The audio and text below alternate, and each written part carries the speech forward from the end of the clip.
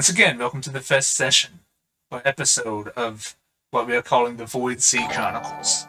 It is set in a world where roughly a century ago, some event caused the very planes themselves to shatter.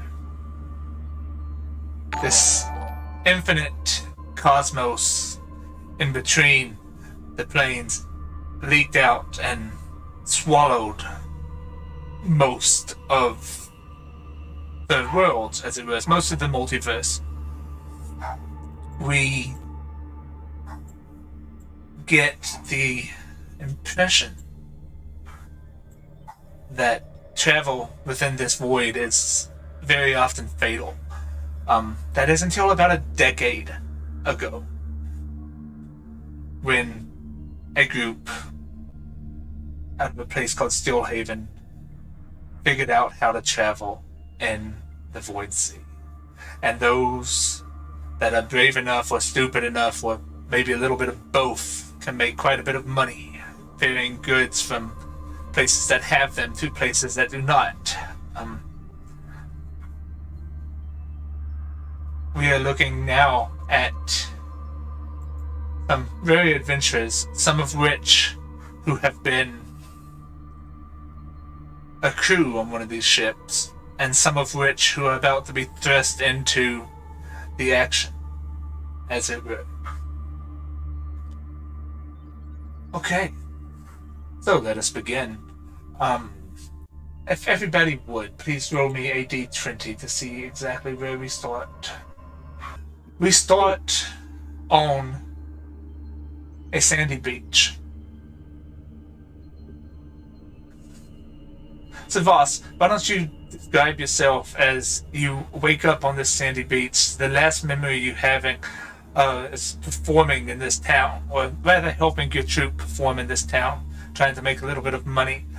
The last thing you remember is trying to go to sleep, and then sounds of explosions, loud sound and fury and light, and then you wake up here as you peel back your eyelids. I assumed your auntie had eyelids. Yes, they do.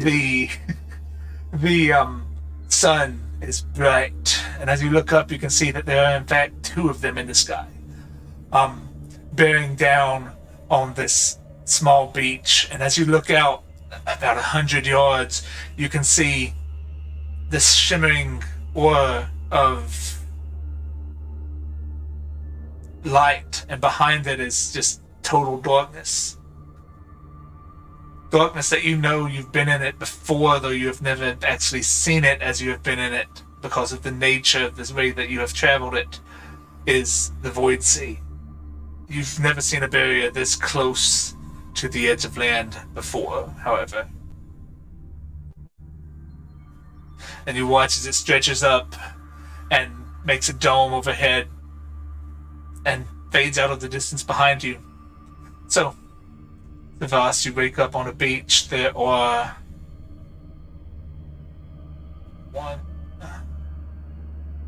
there is another being there with you. But tell us how Savas wakes up. Very rudely, I must say, I woke up. But he collects himself and he looks around and he says, "Oh, shit."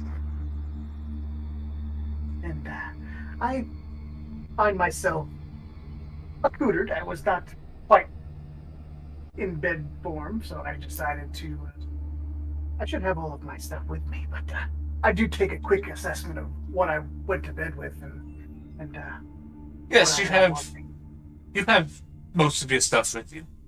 You're not missing anything that you did not have close to your person when you went to bed. Very well. Where's the other people on the beach? Yes, do me a favor and describe your character a little bit. I mean, I know you and I know what your character looks like, but the others / any viewers may not. Savas is a wanty abomination. He is basically all snake except for his torso and his arms. It's the classic abomination picture, if you will. No legs, just slithers along. Probably 14 to 15 feet long if you stretch me all the way out. But I normally, depending on the situation, will lower and rise myself so that I'm always above whoever I'm talking to give that sense of superiority, just to make sure they understand who's in charge. But yes, the other person that is on the beach with you, um, he appears. Well, I'll let Brady tell us. How does Nell look as he is laying on this beach, unconscious, having just came to after And, after just and leaving? is he put unconscious? Uh, no, but in this case, he is just coming to. Something has not in a general sense they cannot be unconscious, but this is a magical effect that he is just coming to in this area. Um, but yes, Okay. you're laying on the beach. Last thing you remember is you were trying to get away from one of your old colleagues. They had found you on the fragment in which you lived, and you were trying to get away from them. There was an explosion. There's an explosion and a flash of light, and then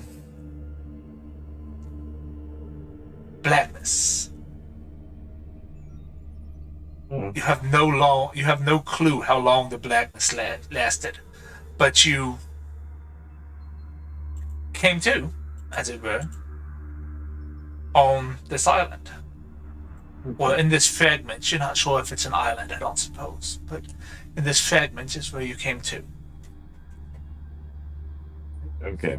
As Null is laying on the ground, as he wakes up, his eyes go from a dull orange, almost flickering with lights, slowly as if a faulty light bulb has been switched on. Slowly flashing, going quick, and then maintaining a constant glow of almost like a golden light from his eyes. He steps up, pushing himself from his knees all the way up into an upright position, picking up his bow, his quarterstaff from the ground. He looks around to take in his surroundings and identify what type of environment he is in. And for his appearance, he seems to be fairly made of metal, definitely some sort of construct. His faceplate's in the shape and guise of that of an owl, and a brown material hood that almost goes off into a scarf hanging around his neck and over his head.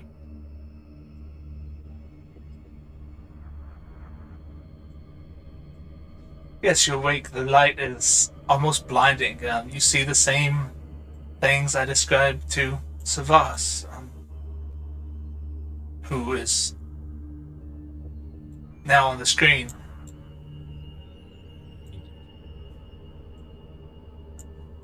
Slowly slithering around, trying to figure out what he's doing here.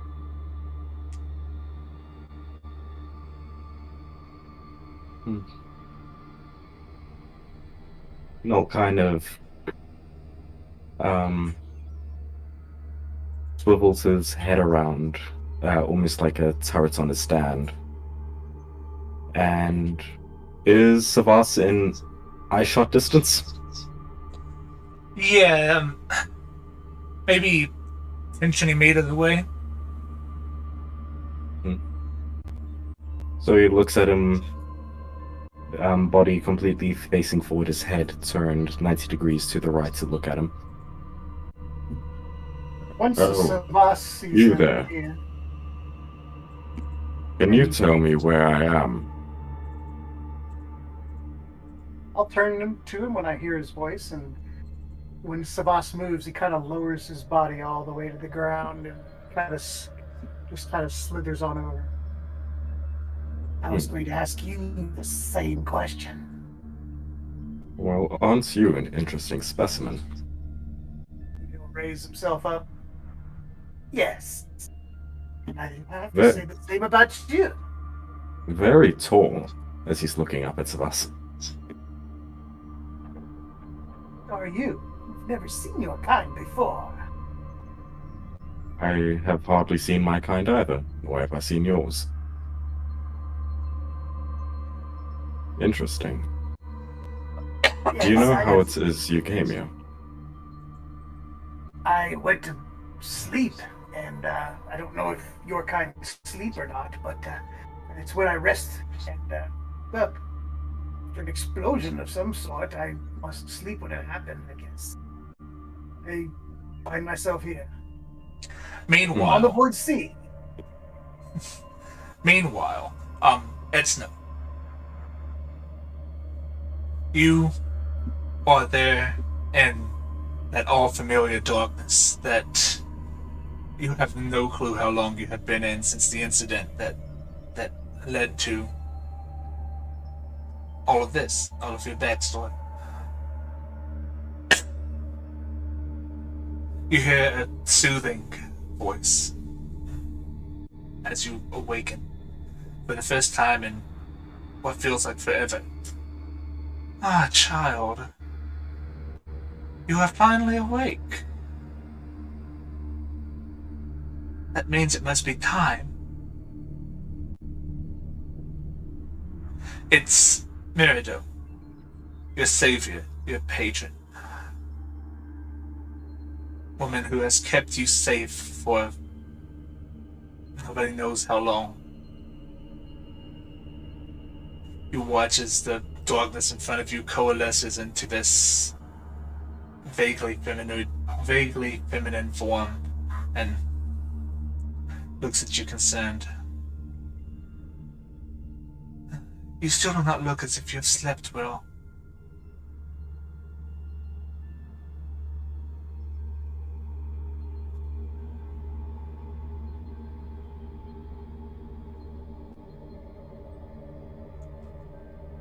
But it is time. It is time for you to go forth into the world and obtain your revenge. Obtain some of my revenge. And maybe, just maybe, we'll save this pitiful place in the process.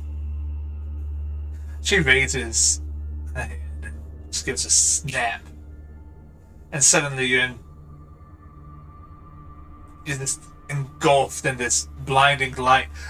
It's as if you're looking through water, and in fact you can feel as you take the first breath that you've taken of real air in quite a while, that salt water's already starting to pour into your lungs. You look up at these twin suns in the sky as you are about 20 feet under the water, just outside of the barrier to the void sea.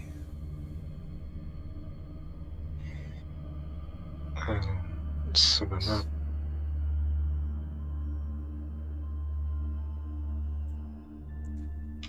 Does anybody on the beach notice this? Roll me a perception check.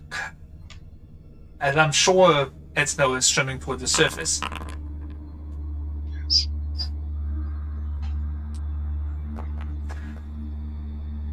What? Yes, you would both notice as you see splashes begin to form. Trying to get it with what people can see the rolls. There we go. As splashes begin to form as this purple-skinned tiefling begins to pull their way to the surface. You can see the splashes. Again, this is 100 yards out, something like that. They do appear to be in distress.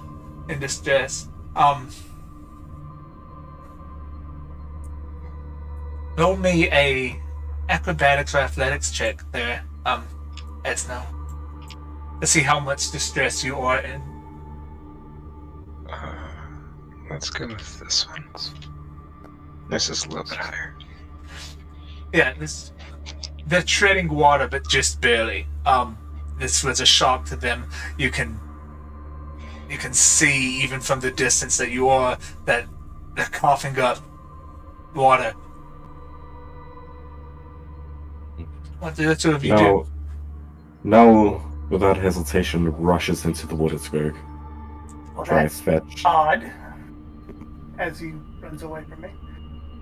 And yes, I'll start slithering towards the water.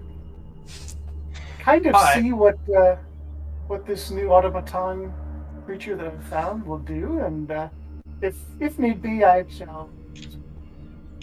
Alright, I need both of you to give me an athletics as you swim toward this being that just surfaced.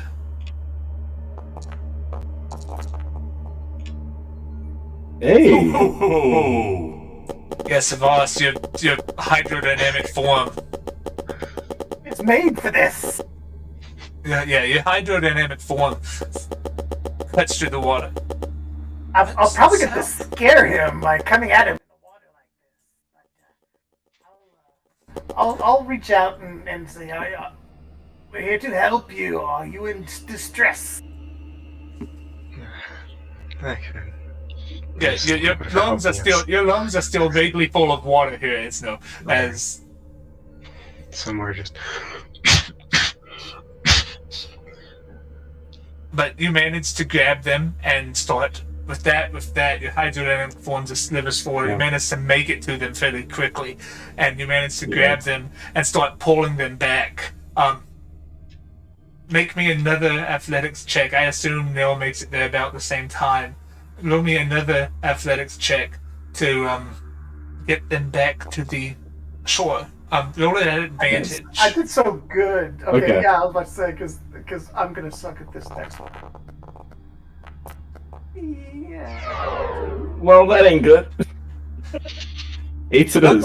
Luckily, I just meant Savats at advantage because you were helping. Okay. And yes, with Okay. that 14, you two manage to pull them.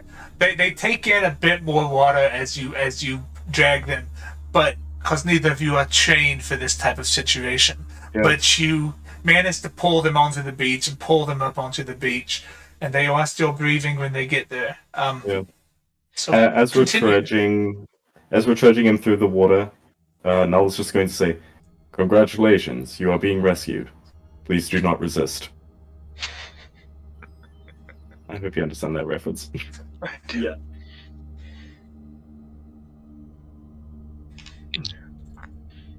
Sorry about that.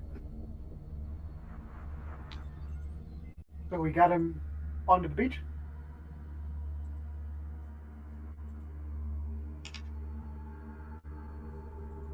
Yes, you got them onto the beach. I really don't know CPR, but I'll kind of... They pat are on the still back. breathing, but it is struggled. I guess you appeared here as well.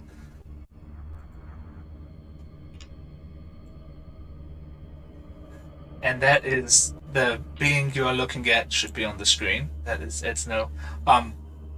It is a feminine form of a purple skinned tiefling.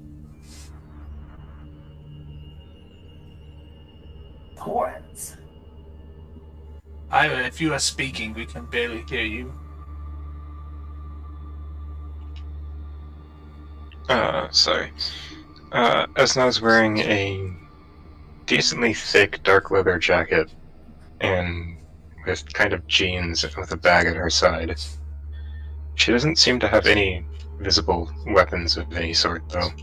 It's kind of like she just got thrown there.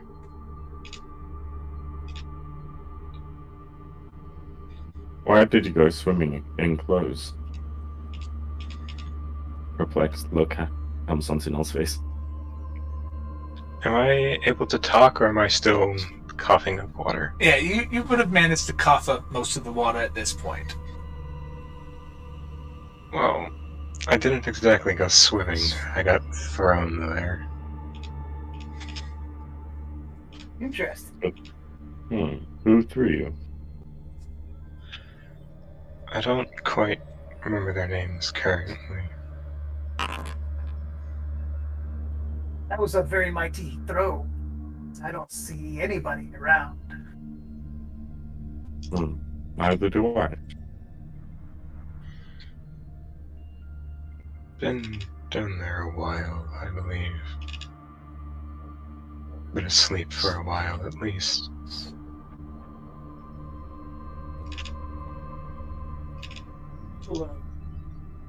Kind of slither back, and I always make sure that I give everybody their space.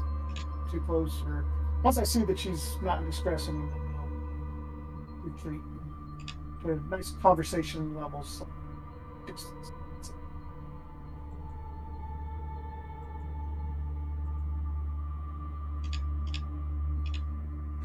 Yes, you were as... asleep?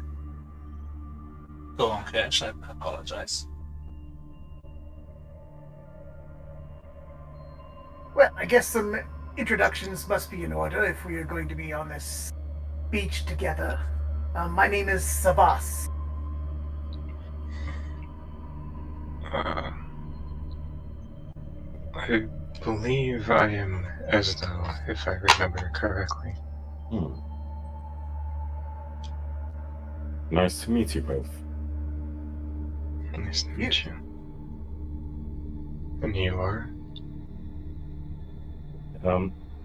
Nell kind of looks up for a second. It's kind of deep in thought. You can call me Nell. Thank you both for pulling me out. Yes. As the three of you look around this bright, almost bleach bright beach, just on the edge of your eyesight, you can see remains of a quite large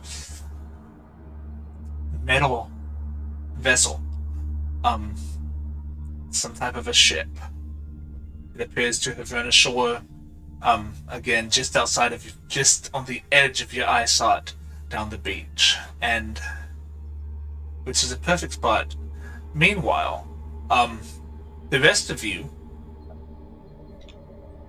had taken up being crew on this ship called the Voided Hope under the Captain Edward Detroit. Roughly a month ago, you were run ashore and have been raided by Kobolds since then. It's been a hard month. And the last, between the event that ran you ashore and the Kobold raids, you're down to the minimum of a crew. It's you and about 9 others that have survived. The Kobolds in their last raid, as you're trying to repair the ship to get off this place. This last raid, they took 6 of your crewmates, including the first officer. Somehow they managed to take them captive, as well as taking the shard, which is the artifact that makes void travel possible on these large vessels. Captain Detroit is not happy about this. He's ranting and he's raving. All you had to do was look after the goddamn shard. Why can't you just do that one simple thing? One simple thing. Oh. He calls out, Helena. Oh, she's gone too. But he comes over to Skin Pillar. It's like, what do I pay you for if you can't even protect your first officer?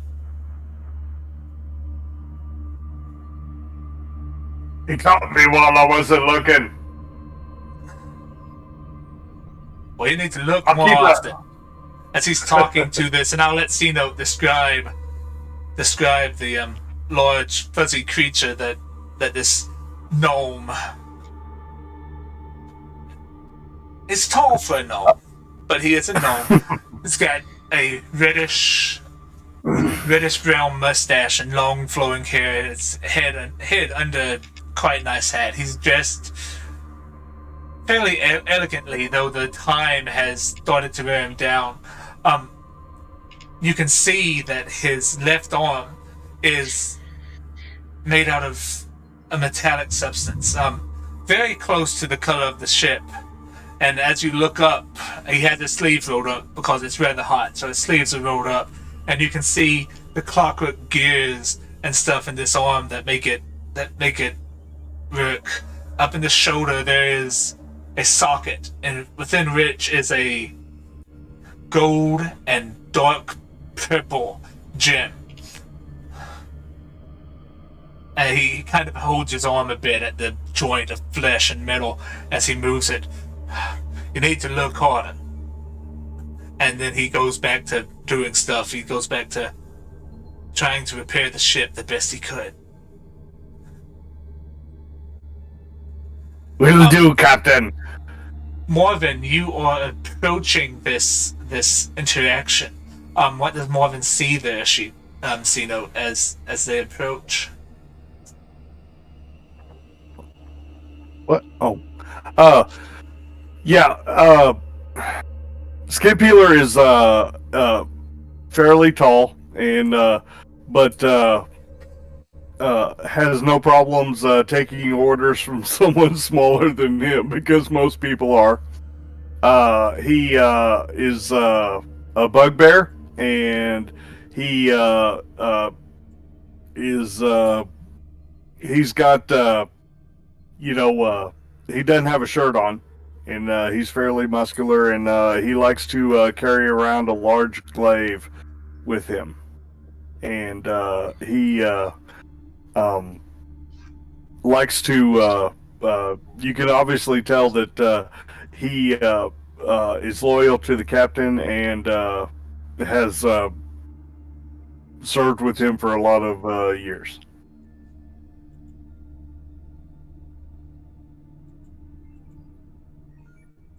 Yes, Marvin, you and Skinpillar, as he is called,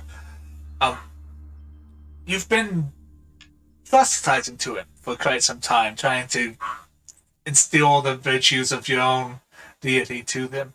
I forget the name of that deity. Over drinking and over card games and just general. You've been stuck on this small fragment for almost a month. You've become fairly close friends.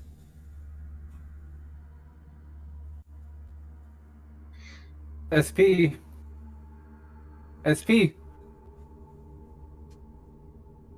Oh, that's me.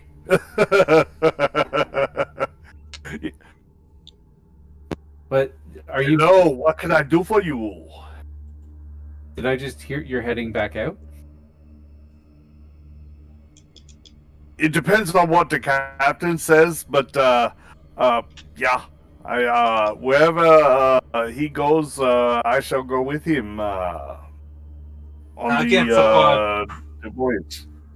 For our listeners here, describe Marvin for us so that we have a good image of what they looked like. Marvin is about average height for a halfling, standing at just under 3 feet tall. Bit of a stocky build, dark curly hair, green eyes, often with a smile on his face. Not a very commanding presence, but they're all the same. Probably the smallest person on the crew, short of maybe any children running around. Yeah, the captain's a bit taller than you, but not by a whole lot. Like I said, he's incredibly tall for a gnome. Now, Deepma, you, Gerthon, correct me if I'm pronouncing that wrong. You have been, you stay to yourself most of the time. You took this job to get away from some trouble you had gotten into. the collective actually barely let you get on this ship. And they did so on the promise that you would not cause any more trouble. So you kicked yourself pretty much, but these two you've noticed palling around quite a bit. You have attempted to win a little bit of money off of them in a few card games to varying levels of success. You see the two of them talking. You just heard the captain setting up a fuss. It's not often he gets that upset. So, what do you do? These two are discussing things. Yeah, you see a fairly tall, like 6'4", lanky human with a pretty big bald spot in the front and thinning hairline and long hair past the shoulders. Pretty unkempt. Just walking up kind of sleepishly and just stretching his hands. You fucks are heading out? Or what?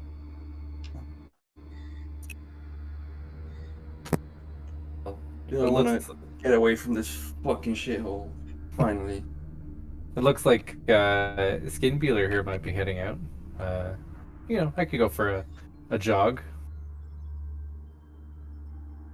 Hey, I was talking about getting the shard back. I don't know about you, but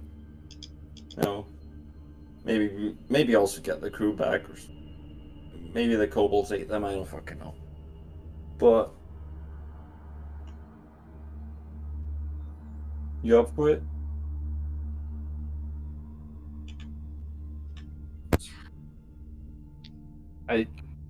Sure.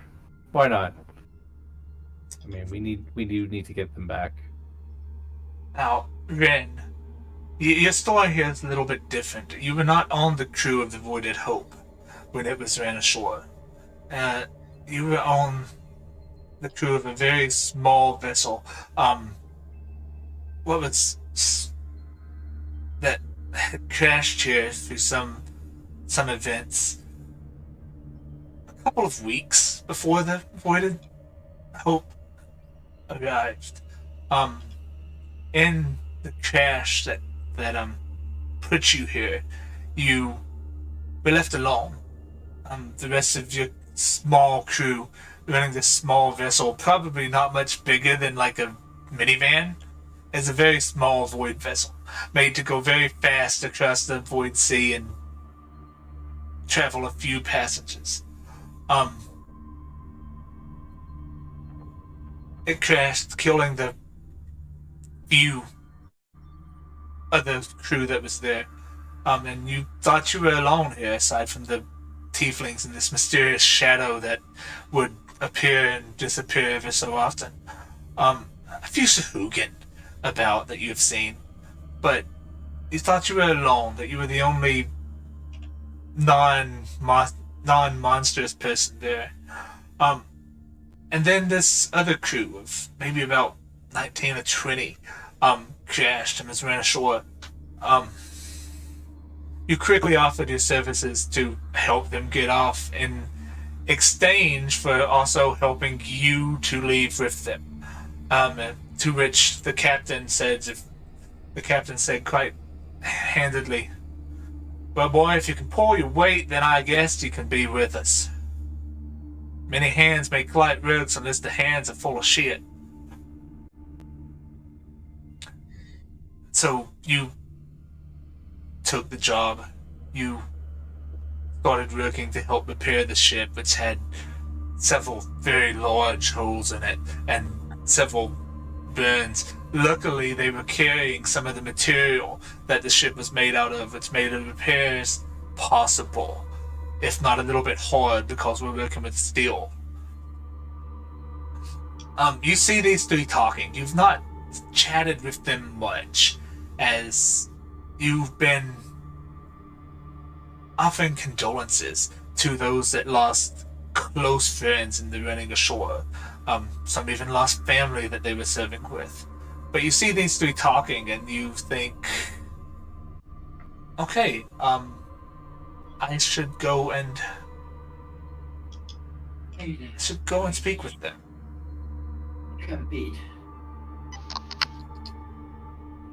Alright, so for description, Ren is a fairly tall, about 6'2", lanky half-elf. Kind of blue skin, black hair, very bright green eyes. But he's kind of off on his own right now, just like hammering on some metal, basically not really doing anything useful at the time, but he sees this group of three grouping up to possibly go out into the wilderness of the island. So Ren stands up and walks over. He's like, "Hey, you guys going out into the wilderness? I might be able to help. I've been out there a few times myself, often alone. So, it'd be nice to help out. You need any help?" You don't get yourself killed? Why not? I mean, I've done it many times by myself, though. I mean, with the extra help, we should come back, no problem. What are you guys doing?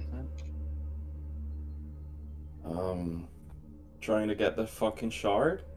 Oh, that's good. Yeah, shards are very important for void travel. Yeah, I can certainly help out with that. Yeah, notably, the shard on your ship was destroyed, in the crash.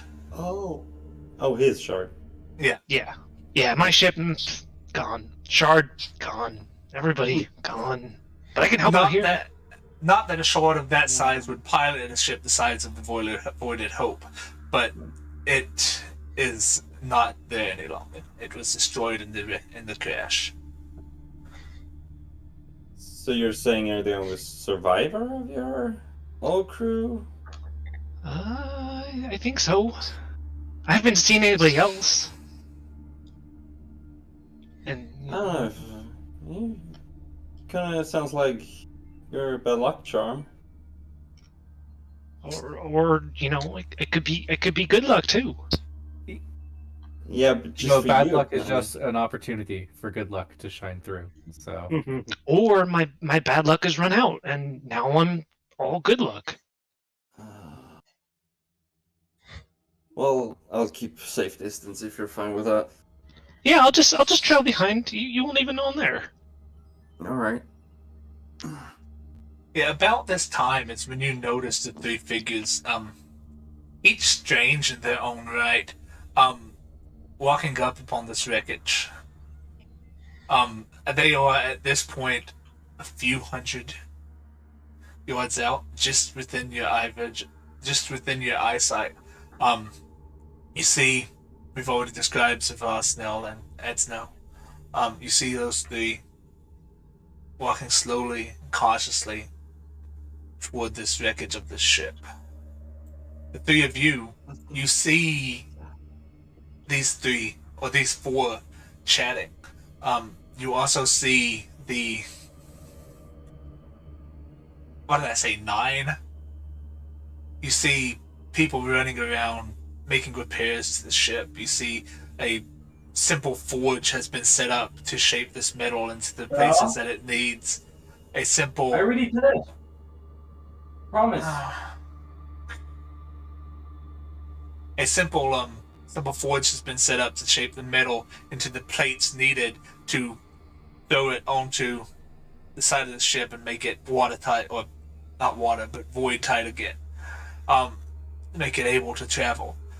Looks as if the repairs are almost done. It looks as if this theft that the others know about is very poorly timed.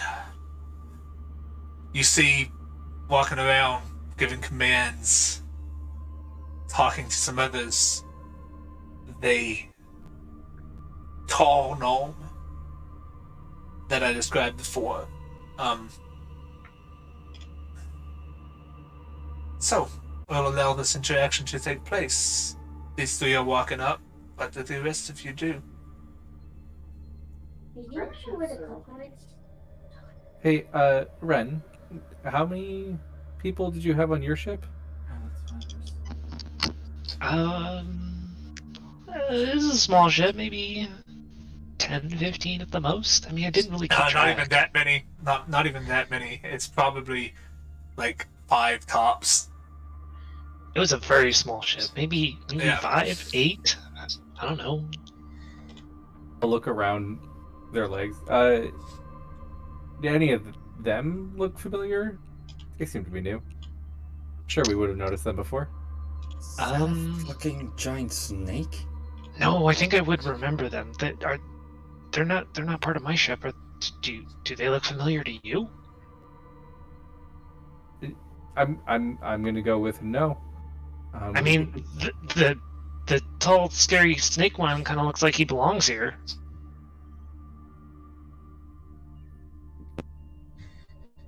it's a good point. Hey, Skinny Peeler, why don't you go say hello? Just in case.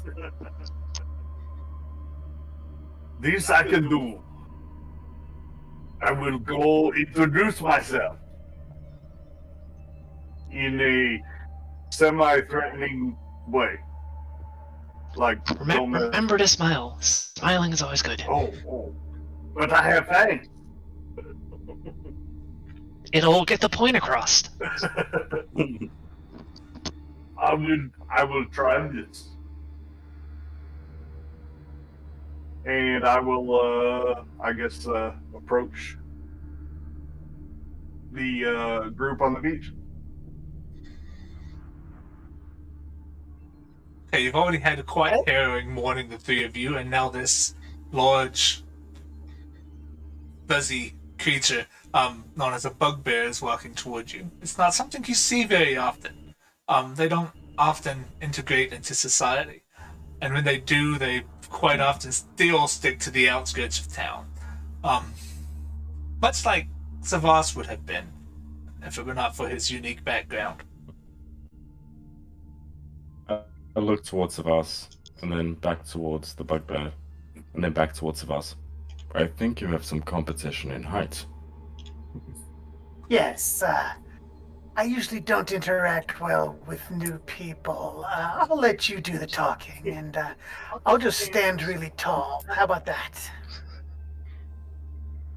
Okay. And I just look directly at Skin Peeler. Raise one hand, do a bit of an awkward sort of wave. Hello. Do you know where we are?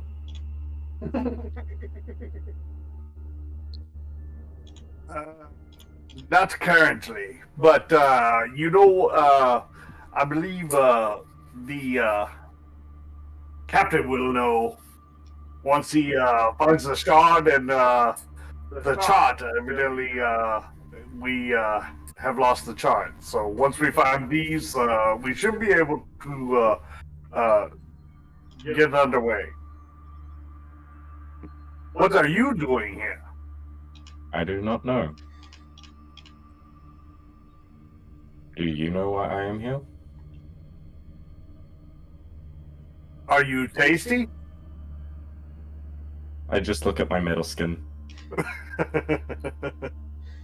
Well, you know, some of how do you say the sea creatures, have a hard shell, but the inside are very tasty. I've always wondered what a void sea fish tastes like. I start looking at my wires. I don't think I am edible. We were hoping that you were just beached here for supplies. This is very disappointing. But it seems like you're the only road out. If you need assistance in acquiring your stuff, where is it? We believe some of the kobolds have taken it, and we are going to seek them out. Yes, I've known a kobold or two in my time. They do like to take things. If you would like to help us, more hands are always welcome. But remember that we are all here working for the captain. But I'm working to get off this beach. We'll talk to your captain about it later. And hopefully helping you might sweeten my chances of getting off this rock. I don't know. Snakes are not very tasty. Have you seen snakes? I see one now. I am not a snake, sir. I am a wantee. And you'll be well known to remember that.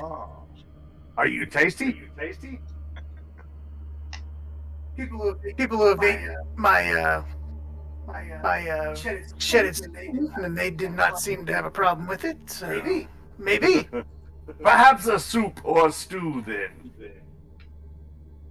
My name is Savas. What is your name?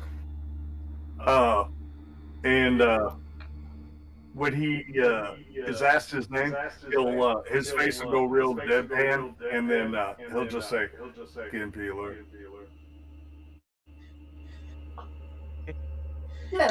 Yes. I hope your other people do not have other names like Bone Crusher and Gut Spiller. Please tell me it's not. It's just you, please. Right? What's about Organ Thrasher? And he just That is a looks good at one. Savas dead eyes.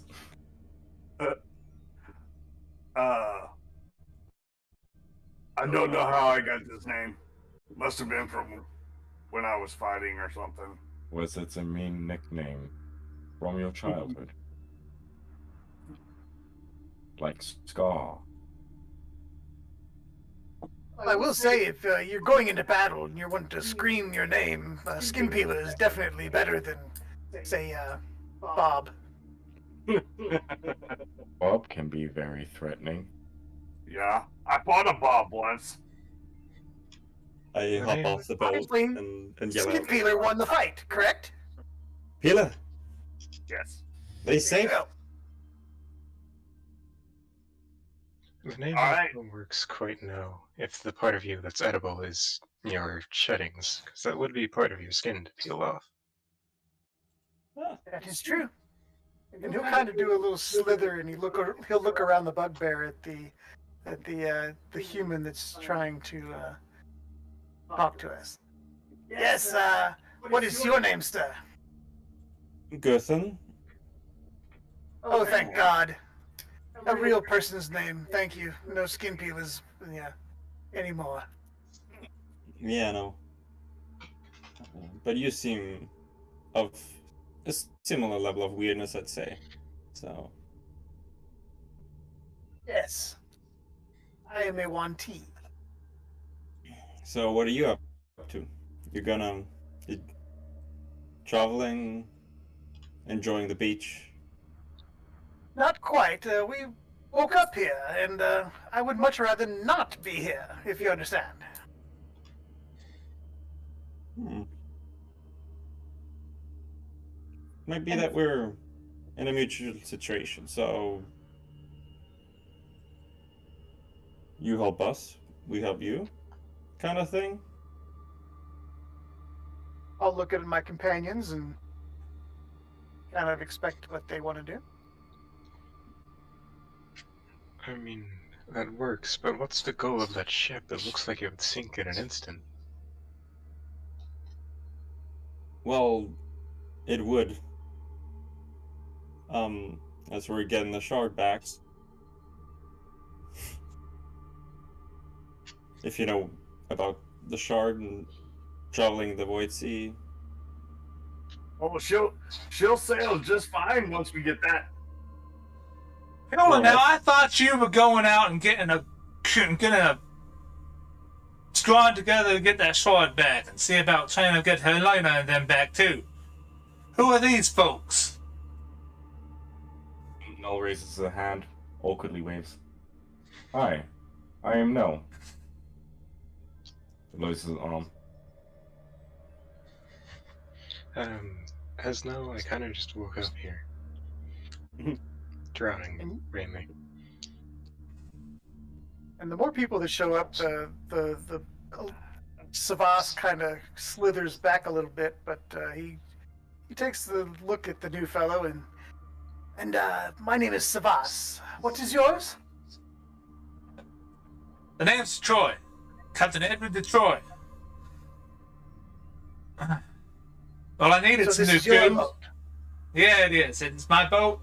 It's a good boat. She'll get us about anywhere. Once we get it once we finish the repairs and get the shard back, that is.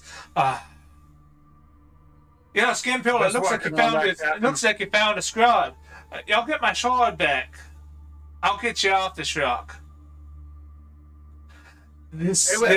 this gnome is tall for a gnome, as I've said several times, but his presence is even bigger than that. You get the feeling that he is a very no-nonsense individual. He would not put up with anybody's bullshit. That he is just this larger-than-life presence. It's like he flexes his metallic clockwork arm. I raise both my I'm arms. about to be out of power for this damn thing. Gotta get somewhere quickly. We're on it, Captain. Very well. I He dealt looks- with he kobolds looks in to- the past. He looks to Ren. That ship you say crashed. Is it right on shore or is it out there in the ocean? My ship, the one that I Yes. came here in. Yes. Up to I you. don't Up to you. remember. No, that's up I to don't you. You can remember. make that decision. You don't remember? I Oh damn! don't remember. I was hoping it had some power cells on it. We might have to I mean, send out some squads to look for it. I mean, I can like comb around and see if I can find it, but like, I don't think we'll find it. We may have to look. We're mighty low on arcane energy. We definitely I'm won't gonna make it back to salute. steel. We definitely won't make it back to no need for that shit.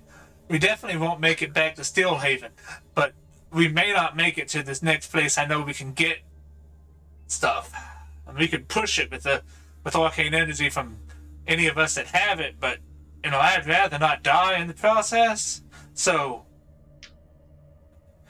we need to see if we can't find the remains of your ship to see if there's any arcane batteries on it. That'd be a good thing to do. It would But seem the shard's that, more important. If we don't have the shard, we can't even enter the void. So It would seem that if the kobolds are intent on taking your stuff, that they might have collected the power cells as well. It's also possible that they don't even know what they're collecting. Big shinies. Oh. Yeah, big shinies. all that could be. Well, I tell you what. If you, I have a name here somewhere. If you need anything, why don't you talk with? Where did I put that name? If you need anything, why don't you talk with my quartermaster?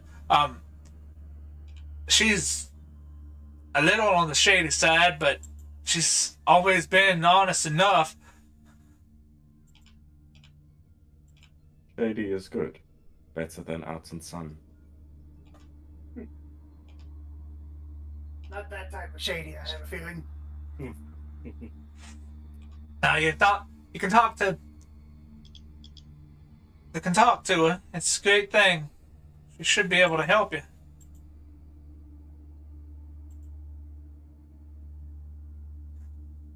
If you need any supplies, I don't know how you got here, but you look like you're traveling mighty light. I just hold out my quarterstaff. And then does a thumbs up with the other arm. Criffle, that's a name. Criffle's a name. She's mighty good at what she does. How big is this area? Do you know that? Do you know where we would need to head? Not very. There's a small mountain range about that way, about a mile or two. We circumnavigated the thing. The the barrier cuts off the mountains about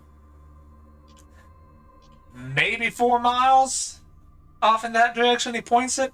And the rest, he looks around, and you can see at least 3 sides of the curvature of the barrier as you look out about. You can see that this is not a very big fragment. And for those that have not been privy to my lore building, when the planes shattered into these what I'm calling fragments, very little of what used to separate the planes remained around them to create the barriers that kept the void from creeping in upon them and destroying them as well. Think of it as a tiny little bubble in a very big ocean. It's basically a bubble. You have fragments that are the size of continents. You have fragments that are the size of a small island, like this one. Captain, is this bubble stable, or is it collapsing? It's stable. It's a stable one. It's just very small. Yeah, it's claustrophobic in here, ain't it? Look too far. But yes, 3 to 4 mile radius. That should be pretty easy to find kobolds. They don't have problems leaving tracks.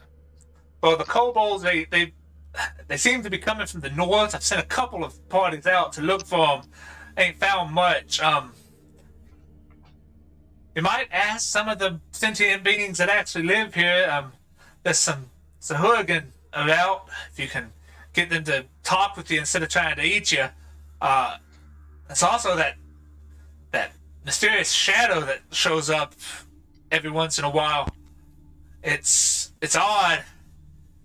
It'll show up, it'll blot out a little bit, it'll fly back to the north and disappear. Nobody can really get an eye on what it is. I don't think I'd want to. I think I'd want to avoid it. But welcome to the crew of the Voided Hope. If you get my shard, I'll get you off this rock. If you can, please do find Helena and the rest of my crew. We're short-staffed as it is. And I could sail this baby by myself, but it wouldn't be easy. You said that it was something about kobolds. Correct? Yes, kobolds. Interesting. And he just gives another thumbs up. I mean, not very interesting. This is a fair Just deal. I I shall mean, work with you. it could be interesting. Like I said, if you need any supplies and come back, Cripple's about here somewhere. She sleeps a lot during the day. She's more nocturnal, but she's about here somewhere. And I have all my stuff, so I really don't need anything at the moment, correct? Yes, you have what you would have started with, correct? Okay. It seems like it may be a good time to head to the north, I believe you said, and find these kobolds and this shard thing. Yeah, and like the captain said, if you help us out and we get the shard back, you can come with us. It's also a matter of other crew. Yeah, the crew too. I mean, we definitely need them, like, to pilot the ship. I think. I don't know. Well, this is Skin Peeler's group, so let's file behind him and let's let him lead us into this the northern retreat. We made a decision, and he'll start walking off towards the mountain range. I believe that's north. Alright. Those of you that have been on this fragment for some times know that these suns, there's always one in the sky. There's times that both of them are in the sky, but there's always one. It's perpetual, like almost bleach white brightness here. It's bright, it's day, it's almost hostile. But you travel to Okay, the go on. north. You travel to the north, and you get quite a distance before you hit the tree line in this forest. Roll me a survival check. Somebody, anybody, but not everybody. Decide who's gonna go with. I'm pretty good at tracking stuff. If you want me to look, I can try and find some kobold tracks. Go No, I ahead. think that might. Yeah.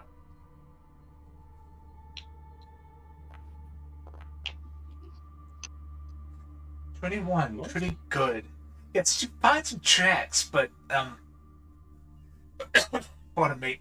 You find some tracks, but they don't appear to be kobold tracks. They are roughly medium humanoid size, and webbed. They head off into the east. You do also spot a set of what appear to be tire marks, from a ragged wheel marks would be a better word, heading on farther to the north.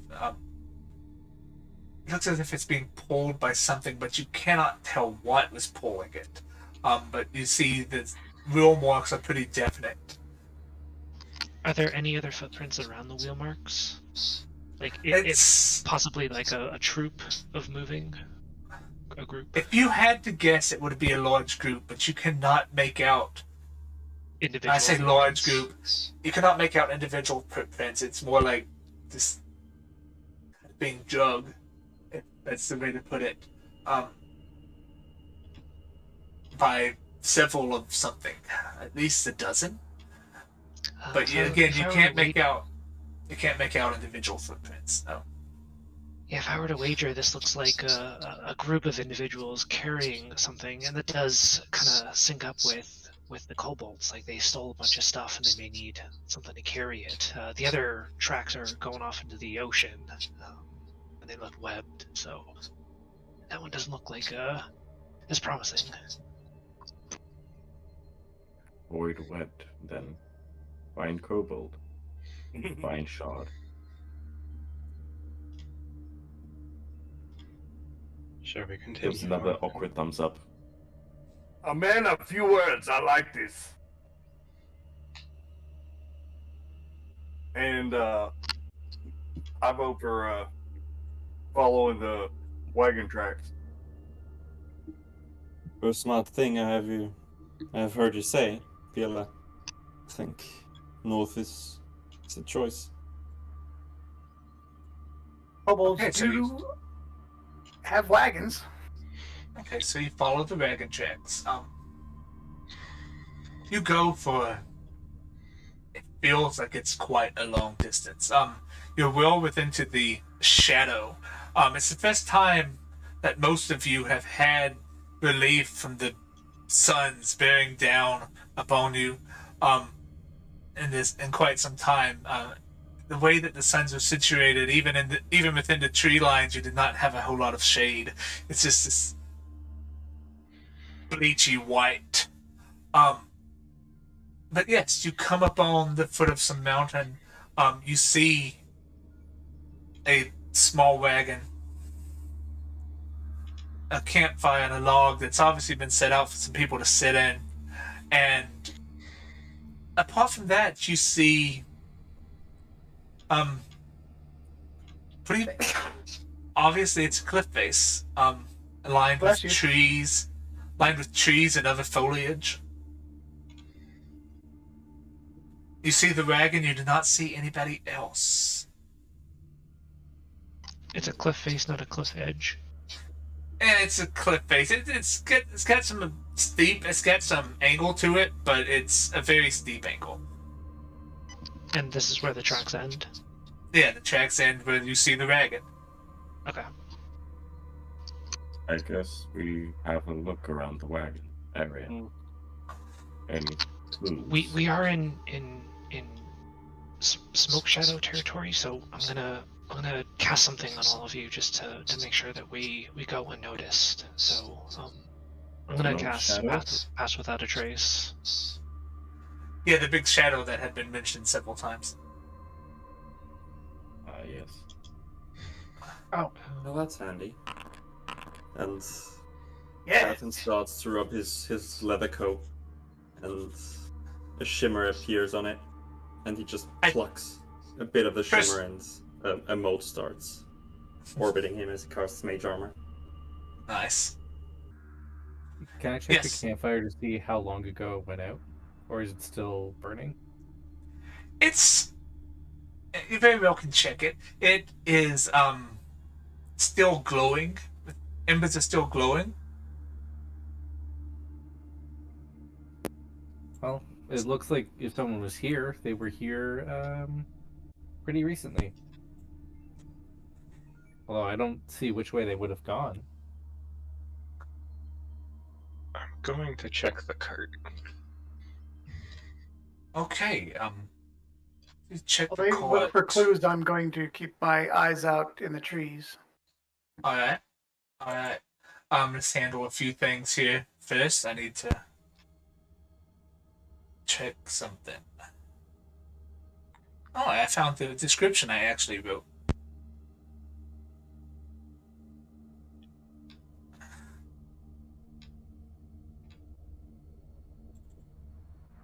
Yeah, you approach the base of a short mountain of sand. It's sand covered, Very as bottom. everything here is.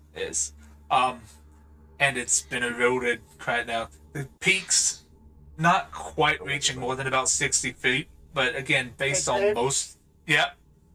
I can look. Skin peeler can't see himself. On the Oh, map. okay. I think I know why. I'll fix it in a second. Okay, Um, sorry. All good. But compared to the rest of the landscape about, it's mountaining. This 60-foot hill.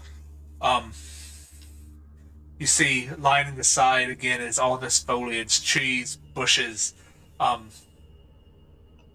that.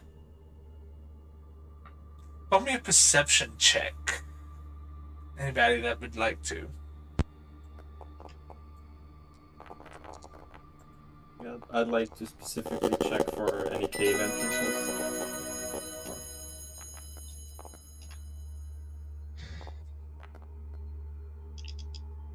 Alright, Rin.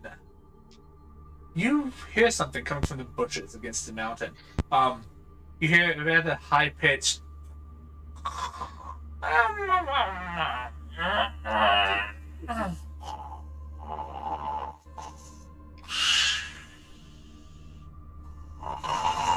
It's obviously somebody snoring. It sounds like somebody's asleep over there. I'll point towards it.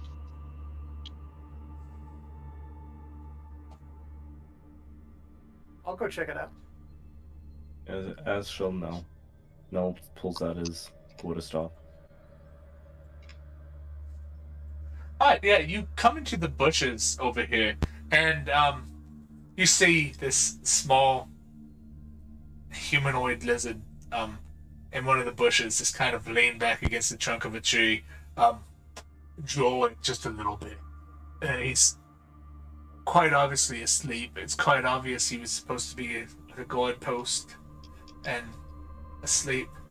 Let me see, what was that perception roll that I got? Yeah, Rin, with that, you also notice that in about this area here, the foliage is different. It's not trees and leaves, it's like just a bit of canopy thrown up against the side of the mountain. Some oversized palm leaves, in fact, that kind of thing. I guess while Savas is inspecting or going to inspect the noise that I noticed, I'll start creeping over towards the foliage, or the item that's supposed to look like foliage, and he whispered to Skin Peeler, it's like, I don't think these are bushes. They look flat. Do these look flat to you? Skimpeeler will sorry, kind of poke at it with his glaive a little bit and confirm that this is indeed a camouflage covering up something, and try to find out what it is. Yeah, you pull away some of it quietly, so as to not to wake the sleeping kobold. And you see, put up against the cave face is, between two pretty heavy logs that have been put back in and kind of dug in, is a large iron gate, salvaged from something. You can't quite tell what it was salvaged from. It's just a large iron gate. It appears to be barred from the inside, at a point that you can't reach the bar. Yeah. No, stop it! No, that's sorry. That's Should we awake him? No, he startled and said something, but it was not in the situation. You did not awake him, no. No, I'm asking everyone. Should we wake him? I think you should restrain him. Yeah, maybe at least make him not scream. I know a way to do that. Yeah, just clamp his snout shut. That should do it. You're right. He may know a way in. I'll quickly take a rope and tie a couple knots in it big enough that it can, gag someone's mouth. And I'll, if you would do the honors, Nell, of holding him still, I shall apply this. All right. Wait, Savas, can't you do like the constrictor thing and like wrap around him? You have a very vivid imagination. Oh, thank you. Yeah. I'm going to try restrain him. I wish my character could do that. That's all I'm going to say. I mean, And you after could he- flavor it as that if you grapple someone. Roll me, Yeah. as a grapple, but not as a special ability. Roll me a sleight of hand, whoever is doing the tying. He's just going to grab him and hold his arms and stuff. And I'm going to put a gag in his mouth. Oh, okay, I misunderstood. I thought you was tying them up. I see. Alright. So it's sleight of hand Athletics? for. Yeah. Yeah, I'm assuming with advantage since he's asleep right Yeah. now. Yep. Yeah. Nah, Yeah. Yep, you grab him and restrain him pretty well. He does not even wake up as you do so. He does, however, wake up as this rope is shoved into his mouth. Quiet, little one. I'll say it in common.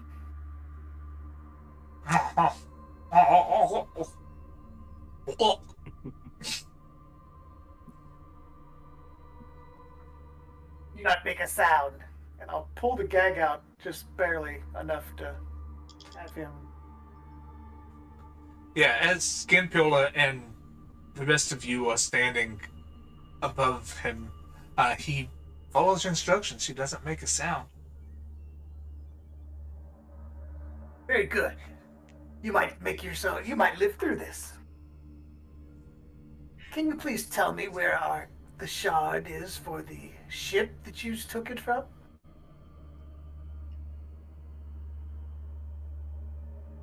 Just, they took it to the master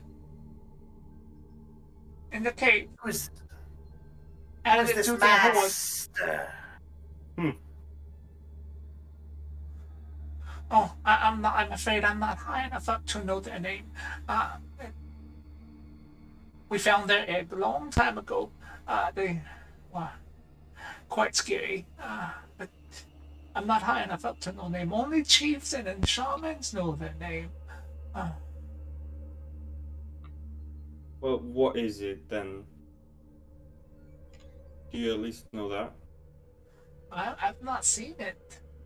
I just know we follow this being and we bring it shinies. It likes shinies. Alright.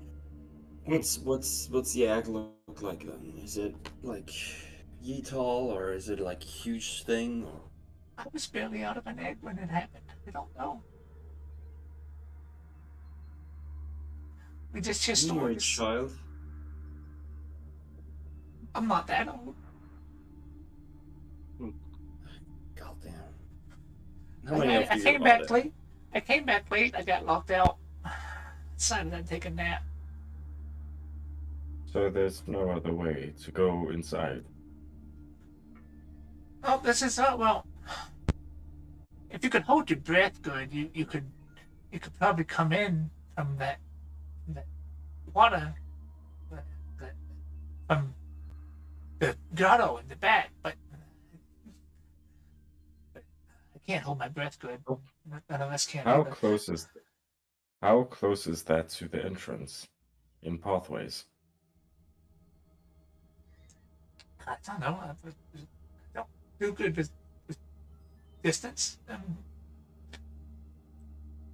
Is it to the right or to the left of the building, or your gate? Oh, where you go to the coastline, you follow the coastline around. It cuts into some sort of harbor. We don't go around there much. Those big fish people, they don't like us very much. We don't like them either. It's been like that forever. You see, we have to fight the webbed feet then. Well, I don't know the key. It might be in the wagon. I'll go look in the wagon. Did none of you check the wagon? No. I said Okay. I checked the wagon. Alright. So No. I think I was doing that during all this. Okay. Gonna be over here then. Okay, who was it that was checking the wagon during all of this? Because that might change what happens here. I was, Esna. It's no. It does change what happens here. You look in the wagon, and within the wagon there are several sacks full of various trade goods. There's a large box. A chest. It looks rather ornate. Inlaid with some sort of gold in it. There's a lot of different stuff in the wagon. It looks like, various shinies. Most of it griffless. Well, quite a bit of it being griffless, I should say. Only thing that really looks valuable is the box.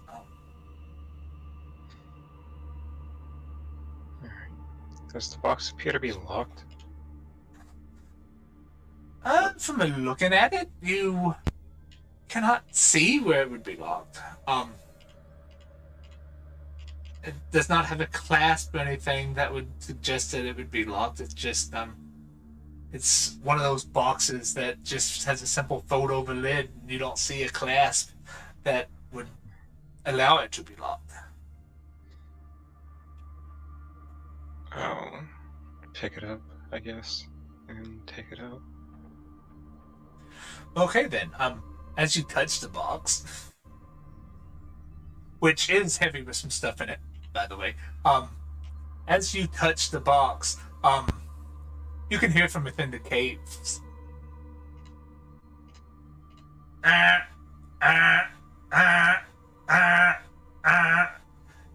For fuck's sake. What?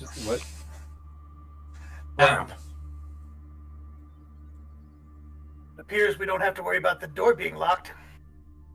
They're fixing to open it for us.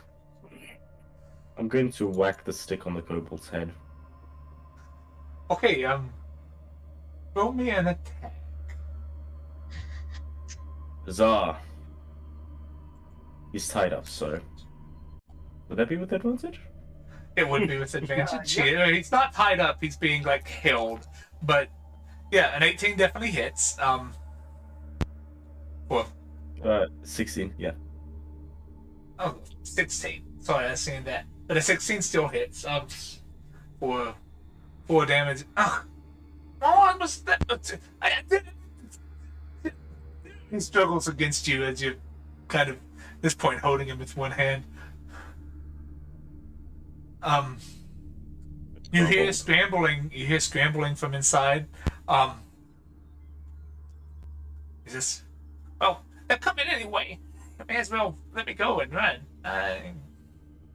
There's a lot more of us than there are of you. Just let him go. No, just let him go. Kobold. And then I can just like toss him off to the side. Yeah. It may be good to set an ambush, though Yeah, with him on the gone, line. we can no longer blame the movement of the box on him.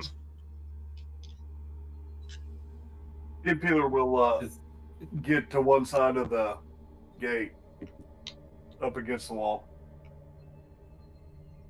You know, Okay. I can't see him. Let me see. Try refreshing. Configure ownership. I'm still concentrating on my pass without a trace, so we should all be able to hide. Oh, that's true. Yeah. To the trees. To the trees. Go hide in trees that actually look 3-dimensional. Hide in the real trees. All right. C-Note still can't I'll, see himself. That's so odd. I mean, That's my luck with computers. you should be able to now. For some reason, your token did not have vision. A blind bugbear with a glaive. That's not very That's fun. not good at all. Simple Just solution. Beyblade, let him rip. But yes, Are we rolling stealth? Yeah. yes, you may be Yeah. able to stealth if you are hiding amongst the trees. At least it's a +10. Ooh, thank God. Yeah, it's still a 16. Yeah. Yeah. That's one. Or 10, so 20. I will So- throw a bag of caltrops in front of the door. As you all hide amongst the trees, and you have these, you hear the scramblings from within the cave. Yeah, somebody go check that out. I don't know about this. Somebody just go check it out. What did we do with the kobold? And just toss him off to the side. He's probably scurried off. Yeah, he's scattered off. He's scattered Okay. off. And what we will do is we will take a quick 5-minute break. Be back at 6:35 my time. And we'll be right back with y'all to kick this thing off properly with a little bit of fighting, maybe, unless they manage to get out of it. I'll see y'all in a little bit. This is Editing DM here, asking you all if you are enjoying this content to go over to Twitch, give us a follow so that we can catch each other live. Also on YouTube, be sure to like and subscribe. Give us some feedback in the comments. Continue to enjoy the story.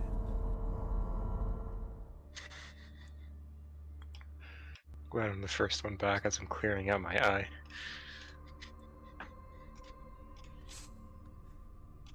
Or a group of stranded adventurers have just come across this cave, finding a sleeping kobold outside who claims that he was late and got locked out.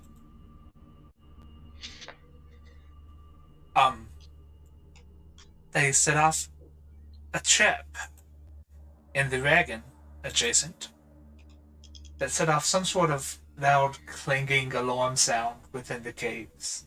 And they can hear now that some people are scrambling, or something is scrambling around inside. There's a kobold that comes and kind of peeks out through the bars. See a snout kind of come out. So, I told you. If you came back late one more time, I wasn't going to open the gate for you, and you could sleep outside.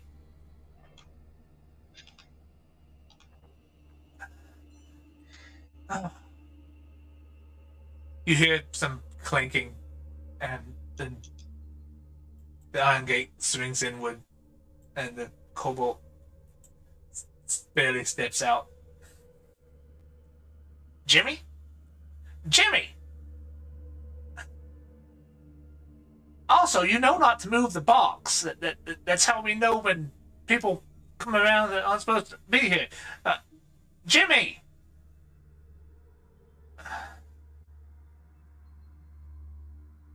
Fine then. You can sleep outside. I was gonna be nice and let you in, but you can sleep outside. I will allow that. Let me remind myself what... 26. Yeah, you're pretty well hidden in this tree here. This kobold is looking around. No, it does not. Start snoring really loud. Do what? Unmute yourself. There we go. Can Skin Peeler start snoring really loud? Yeah, throw me a Making performance check. snoring no. Yeah. Throw me a performance check. Oh, that's not very good. Okay.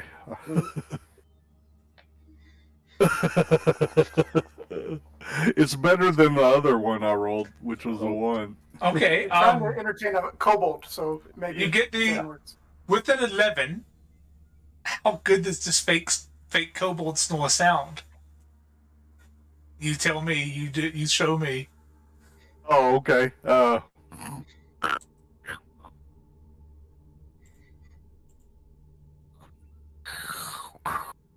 That's about as much as performance I can do. Oh, damn it, Timmy. And that's a reflex save as he steps on top of your caltrops, I believe. Not if he's moving at less than half speed. Steps out toward the snoring.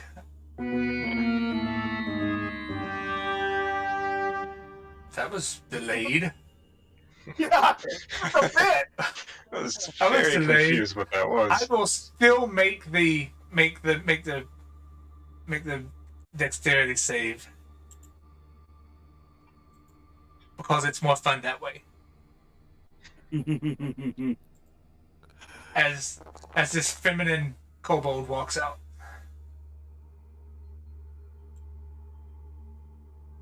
That meets it. That meets it. Now, Ty is going to play in my game, so she steps right on top of one's. Oh!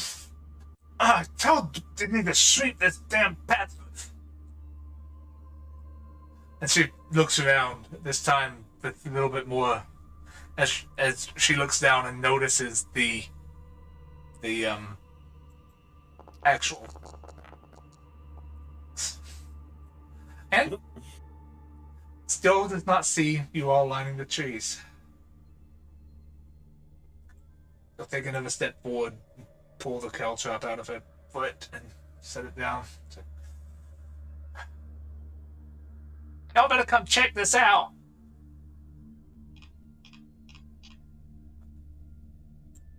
And two more kobolds come out. She advises them on avoiding the caltrops. And they're all looking at the caltrops. Where could these have come from? Did they leave the door open? Yes, the door's open. They're standing around the caltrops looking. They're like, what's going on? Like, did we steal some of these in Jopple? We haven't had somebody messing with us in a long time. Those fish people, they don't come up this way. I'm gonna cast sleep. Oh, excellent. Roll it. Aren't these like half hit die creatures? No idea. They used to be. There it is. Sorry, still trying to figure out the character sheet. That's all good. I'm still trying to figure out my accent. I'm gonna get it down though. All right, it's gonna be a little tricky. Hold on. I'm gonna kind of put it right there. All right. Okay.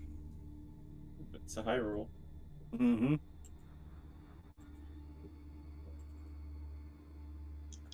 I didn't know it was that big. I thought it was a 20-foot radius. That's what it is. I thought it was a 20-foot square or sphere. Damn, that's Yep. That's No good. save. They're like, so what is what? We don't know. This one even falls over onto the Kelchop. It's not hard enough to take any damage, but they all fall over into a pile asleep. Quickly, bind them.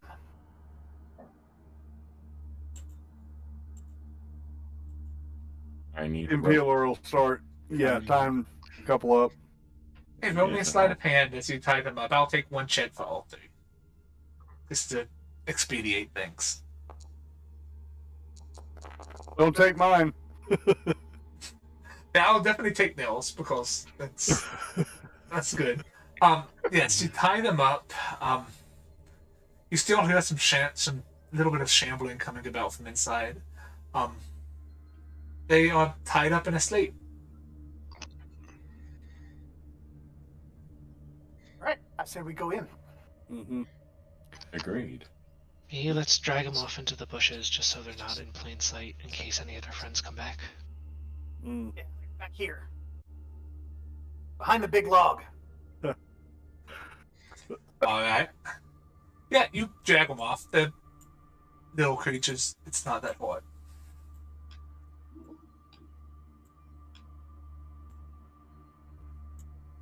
And you continue along your way.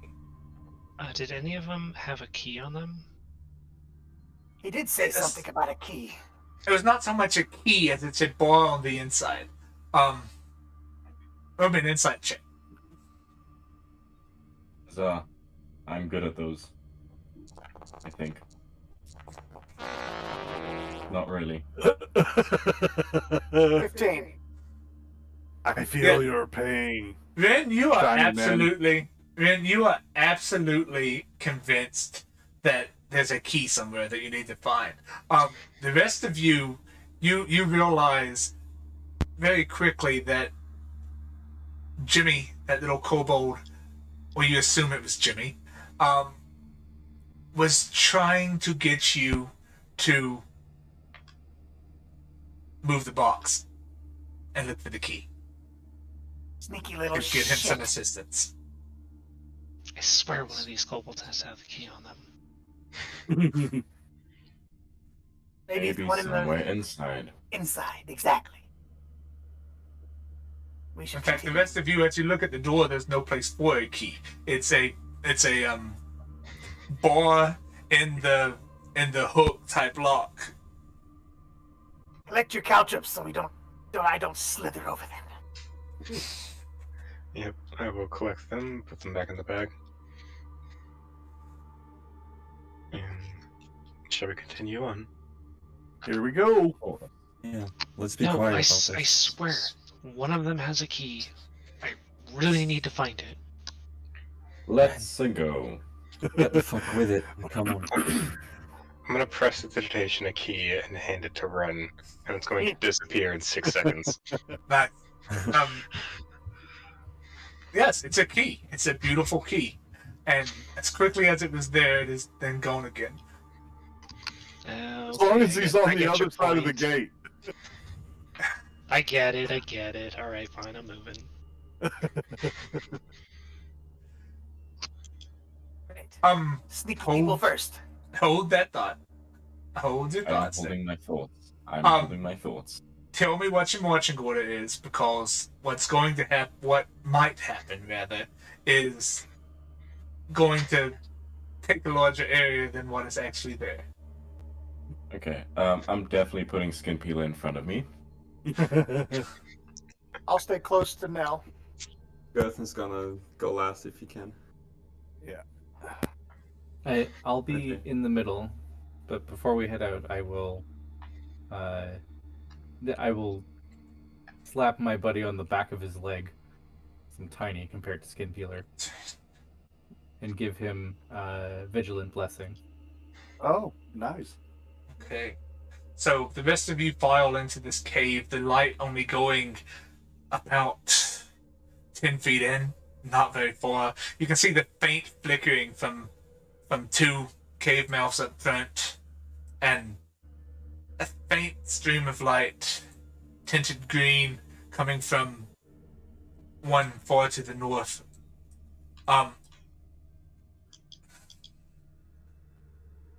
As you enter, all of you are inside the cave. Again, you're cramped in. It's not more than one person fits in a 5-foot square. So all of you are in there. And you're in this marching order. Now I will give you a chance. You notice as you are walking fairly closely behind Skin Pillar, just before his foot is about to knock it, a Tripwire? long metal wire going across the cave entrance. Okay, I'm going to try. Roll me a grab- dexterity save. Okay, that works. He was telling me what she's going to do. Roll me a dexterity save. Okay. Everyone or just me? At this point, just now. Okay. Wait, how do I? Mel's trying to this? stop you from going forward. Yeah. That's the dex. Yes. Where's that little menu? I forgot how to roll saving throws on here. You hit the little arrow at the top of your portrait Oh, and wait, find here it we up go. there. Yeah. Saving throw. That might or might not do it. I'm trying to find what I'm looking for. I don't know why I did that. We just see a giant Savas in the top left of my screen. Yeah, I'm busy You need trying to to do grab that. him by the scruff on his back and pull him towards You me. you get your hands on him. You grab him. He fights you a little bit, not knowing what is going on, and sure enough, his foot hits this wire as he's fighting with you. I try and grab him and pull him back.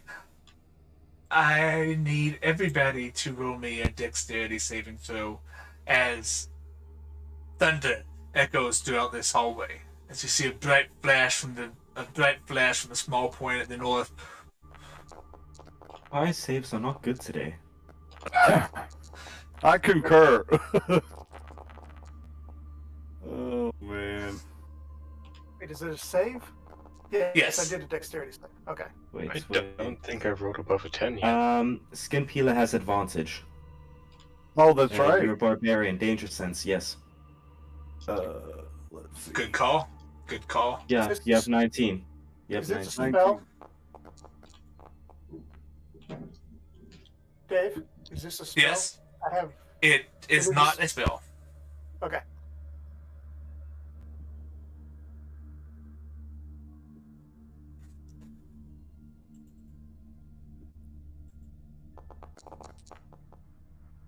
So, I'm not sure why that rolled a C note, but okay. Marvin, you take 4 damage. Can do. Good time you take 4 damage. It looks like everybody else. Nope. Skin Pillar, you take 4 damage. And With it looks a like everybody 19? else. Yes.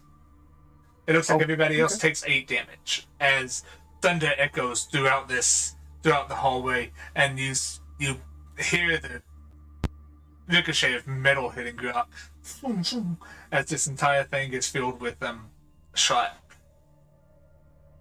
I also need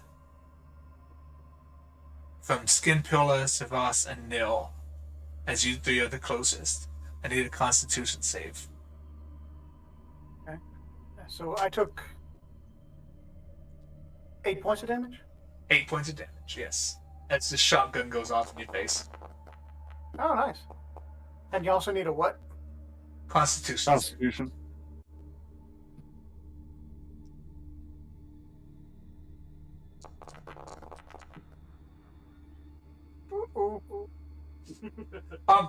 Despite the loud noise, Skin Pillar and Nell, the two of you managed to shake it off and keep your hearing. Savas, give me a D4.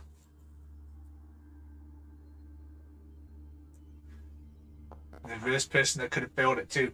For the next 3 minutes, you are deafened unless you do something to fix that. As this gun just went off in very close proximity.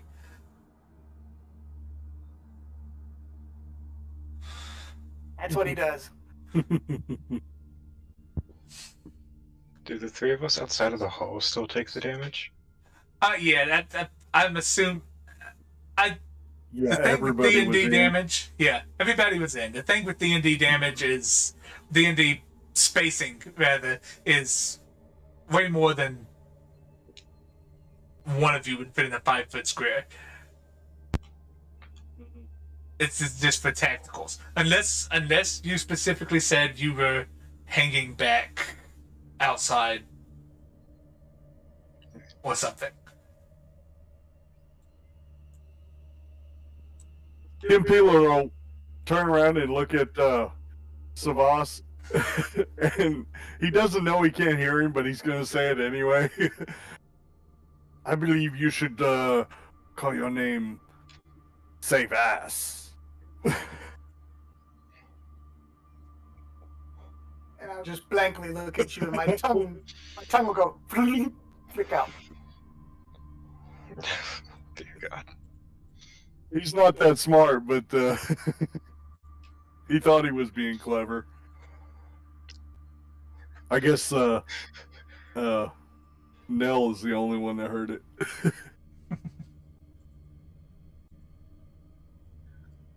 That's just... All right. With that, because of the way that this happened, I need initiative. I get all kobolds there, yes. And Do I yeah. get that bonus of Vigilant Blessing on the initiative? Sorry, what was the question? Do I get a bonus on initiative with the Vigilant Blessing, or? You roll with advantage, actually. Okay. I have still yet to roll above a 10. Oh This is my going gosh. great. That's how that goes. I have no idea what you're talking about. I always roll really good. I'm going to die in session 1.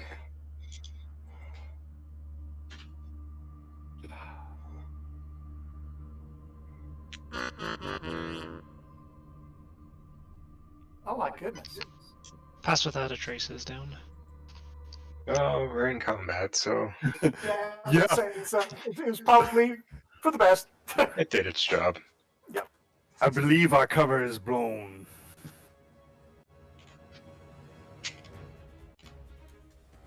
Is it time for Okay. Savas with secrecy? that It is high over. Savas with that high initiative. You heard the shotgun blast. You have not heard anything else. But you know that if you heard it as loud as you did, that it knocked you dead, that probably everything in this cave heard it. And if they were not already on alert from the alarm from the trap, they were definitely on alert now. I'll, even as my ears ring, I'll go ahead and draw my swords and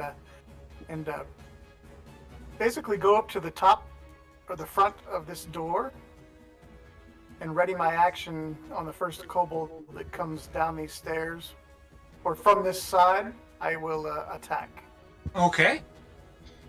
Or the first kobold that gets within range, I will attack. Good. Awesome. Alright. And as a bonus action, I shall start to blade sing. Alright. Can you do that, Mount Deafened? I'll allow it. I'll allow it. I don't want it to be just I think it's more of a Complete- dance. It's not really completely it's, broken. I don't want it to be completely broken, so I'll allow it. And it's not technically a spell with verbal components, so I'll allow it. Yeah.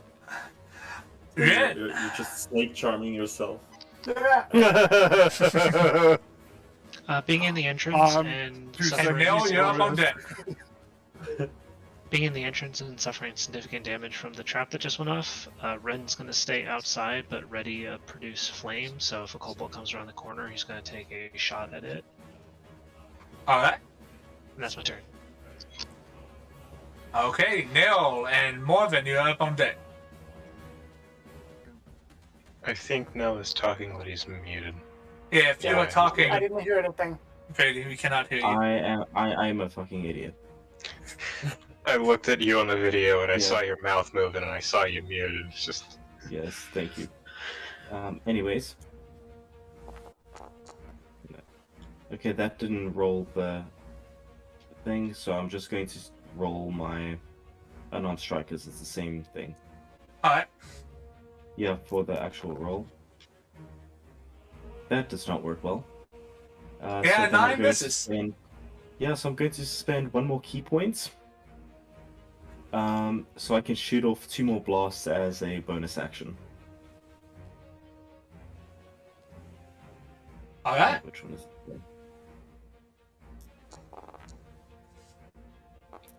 That will hit, though.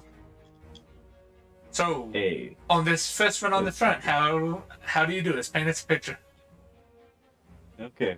So as he kind of like stands there, he raises his one hand, like facing towards the kobolds. And then he kind of pulls his arm back. And as he does a punch in the air,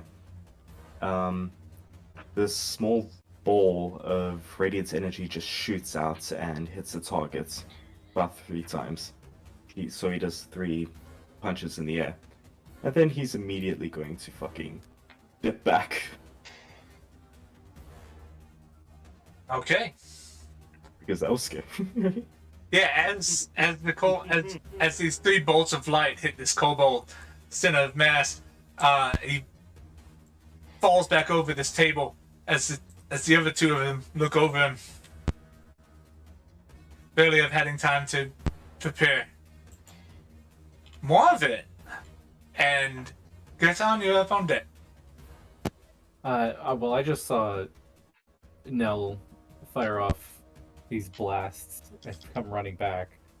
I'm gonna actually inch up to kind of right between Nell and Singular, and I will ready a Toll the Dead for the first kobold. First one you say? Okay. Yeah. Alright. And Gertrude, you're up with Skin Pillar on deck. Yeah, the lineup situation's a bit odd. I don't see anyone yet, right? As a human without dog vision, no, you do not see anybody. You see about to here, and then you see some light pouring out of this entrance up here, and that's about what you see. Okay. You might want to do something about that light situation. Yeah, I don't have anything for... Oh, yes, I do. I'm gonna cast Dancing Lights and just send a couple to the front. Okay. Can I place something? I don't think so. Just tell me where. I'll place a couple. I can move them around if I need to. I would say one here, one here. Hmm, can I? Yeah. And sending them far down, like just spreading them along. Alright. As well with my blade singing. Is it 4? 4. Yeah, I think it is 4. I'm not sure you can see there though. To send one there. Okay, I don't know the layout still, so Yeah, just as far as I can see, I'm just gonna line them up in a straight line. Alright. Works for me. Alright, yeah, that's his turn, and I think he ducks around the corner of the entrance again. Just backs up a Alright. bit. Skin peeler with that snow up. I love how all the enemies lined up right at the end.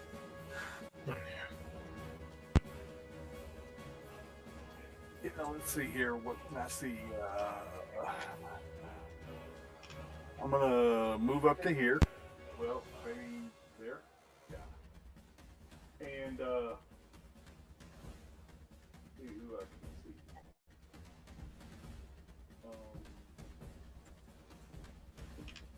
All right. Let's see. 5, 10, 20, and we'll I think you're not on push to talk again, right? Yeah, Do what? Make No, sure you're unmuted there. Or whatever. But you were real soft. Oh, okay. Is that better? Yes. Much. Okay. With my long reach and my pole arm, can I get that guy? He's technically in this square, so yes. I placed him artistically, thinking you guys would actually get to use the stealth approach, but... So yes. You can reach him. Okay. And I have my rage activated after getting shot in the face. Yeah, naturally. So yeah. So that'll let's see. Strength checks, saving throws, not attacks.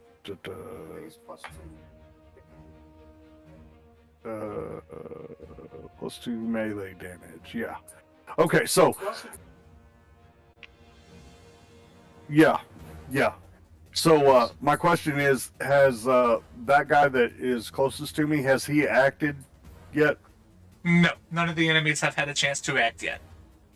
Okay, then I will attack him, and if successful, then I get my 2d6 additional damage for surprise attack, Alright, roll it. and hopefully I can actually. Before all this, Skin Peeler will turn. Before he started moving, he'll turn around and look at everybody, kind of grin with his teeth, and run up this way, pulling out his glaive and swinging at this kobold. And hopefully, I can roll better than I have been. And I can't. No, a 10 does not hit, unfortunately. Okay. Well, okay. Vigilant Blessing. I think it. Not on the attack rolls, probably. That's just Yeah. on Yeah. initiative. All right. And, okay. Since that one didn't hit, I'm going to attempt the Polearm Master. Alright. Bonus attack. And that one sucked as well. Wow. Jeez. Wow. I- Yeah. That. Okay.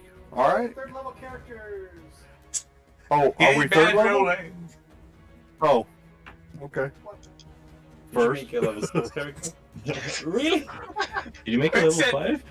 Fix it. You Yeah. have a round of combat to fix it. All right.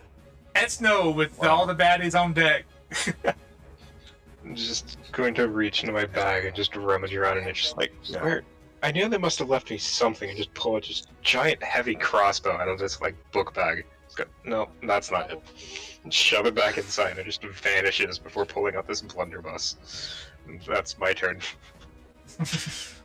Summon packed Can I- weapon. Yeah. Some impact weapon.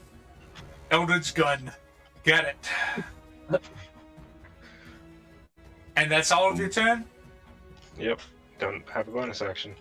Alright. So, yellow kobolds.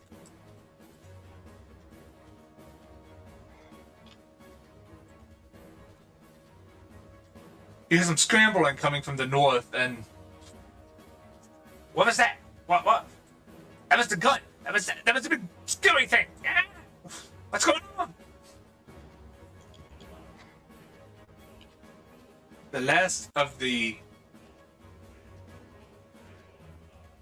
Oh, no, that is... Kobold Chief. This kobold takes out... most of the kobolds have these slings and ranged weapons and small, light weapons. This kobold here, that none of you can see, so I don't know how I'm describing it, takes out an axe that is almost comically big for him. And rushes out, and he will attack Savas. I'll use my ready to action to attack him first. Yep. You get your ready to action first. I will also toll the dead on him. Alright. He hit my trigger. I think you would probably see him running towards me, so I think your tolling the dead would probably go first. Yep, roll your toll the dead. Alright.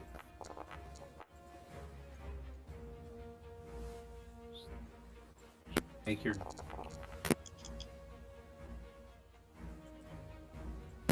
Alright. Wait, hold on. What did that roll? Is he missing HP? He is not. Oh, okay. Then Yes, that's fine. he stumbles for just a second as he walks out, but then he shakes it off and continues this lunging attack on Savas. Savas, you get your attack first. Alright, it'll be just a straight up short sword, because I don't have booming blade ready, so. That'll be an 11. Alright. 11 just hits it. With 4 piercing damage. Gotta love rolling ones. Right? Okay. And then, as I said, he will attack. Just If I with had AC given power. him a weapon, that 11 probably actually did not hit. I don't know what happened to my stuff. It did not import correctly.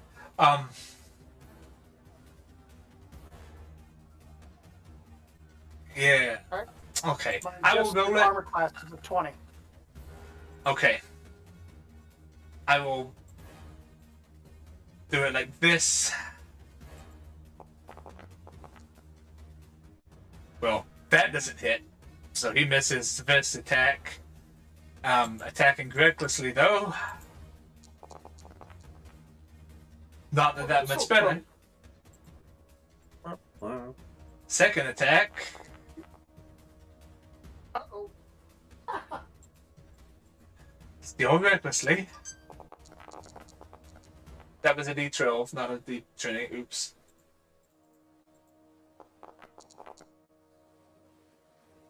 Still no.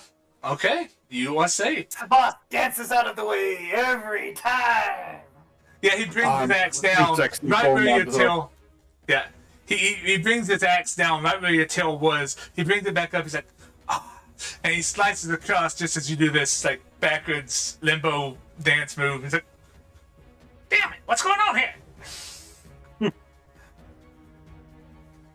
As hear my tail rattle, do a little rattlesnake. Oh, oh, but you can't do the anaconda thing, huh?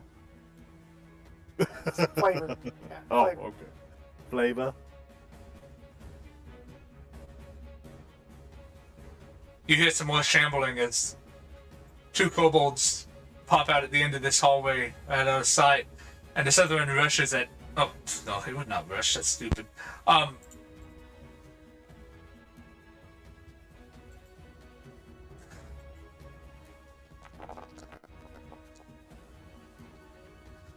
assuming a 12 misses you, skin pillar. What's your IC skin peeling? 15. Okay, then a 12 does indeed miss you.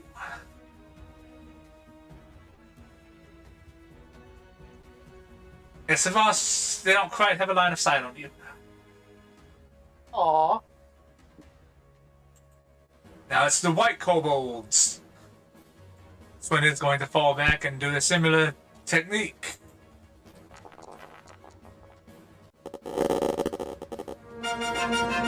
A 10 does not hit. This one as well will fall back and rip his sling around as he flings it at you. Flings a rock at you. To no good effect. Why are they rolling max damage each time? See that? That's a little worrying. At least they don't roll high on their attack roll, so it's like. Got more hit points. Yes. Third level's much better than first level hit points. I agree with you.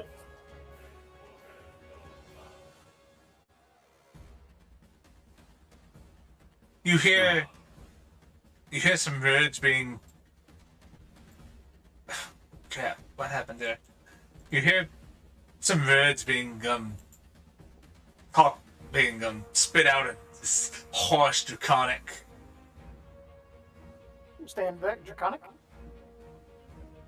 Oh well, I it's really senseless magic thing, as any plant life within this cave starts to grow up around and spike growth. Yep.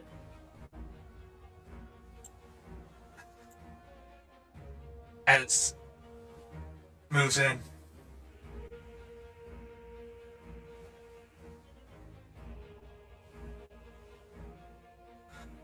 I do not think you take damage until you move. Yep. Alright. This shaman here, not realizing what has happened, is going to move and will take 5 damage as it does so. And then we'll stop and look menacingly. This area of effect spells. These things are unintelligent. Savas, we're back around to you with Ren up on deck. Kobold in front of me with a big axe, so I'm going to attack him once with a short sword, and then as a bonus, actually, as my main action will be Booming Blade, and then I can do a bonus action short sword attack against him. Okay. So for the first attack is Booming Blade. Cast it. Oh, I guess I gotta cast it on him. Damage is 0. Do I Because have we'll to just attack roll a him? d8. We'll roll a d8 when he moves. Yes, you make an attack. And then that damage is when they move. Well, Trini definitely hits. And he takes that 8 damage. And then for my regular short sword, offhand. 11. And 11 just hits him. But Actually, it's at advantage because of recklessness. So 18, and it definitely hits. okay. And then after that, I use my bonus action. Yeah, good. Alright. Rin, Miss Marvin up on deck. No, with Nell up on deck. I don't know why I skipped there.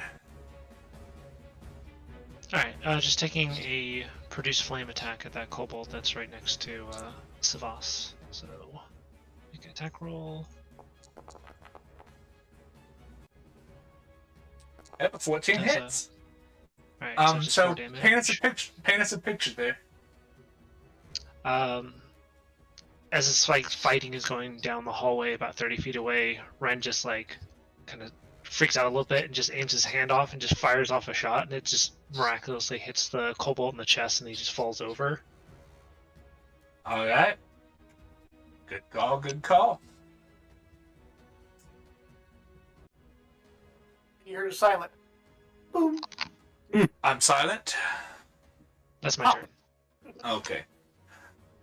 Nell, with Morven up on deck, for real this time. Yeah. I am going to hold my action to shoot a radiant beam at the next kobold that enters my line of sight. Okay. That's it. I'm refusing to move. I already lost Hey. enough health.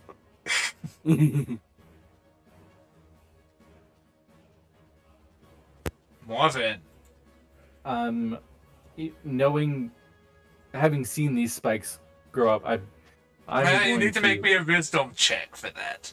I was able to believe see it's the the area. text of the spell. Is it that? Yeah, it says if you see the cast when it's cast. Okay. Okay. You don't have to make the perception. There you go. There you go. I misread. Well, I just skimmed it rather. No worries. So I'm going to choose not to move, but I will spend my action. I'm gonna touch my amulet and produce a sphere around me and cast Twilight Sanctuary. All right. And as a bonus action, I will cast Healing Word on Nell and hope that this works. Why not? I apparently. Hang on a sec. Why is this not showing up? I will roll that in just a moment.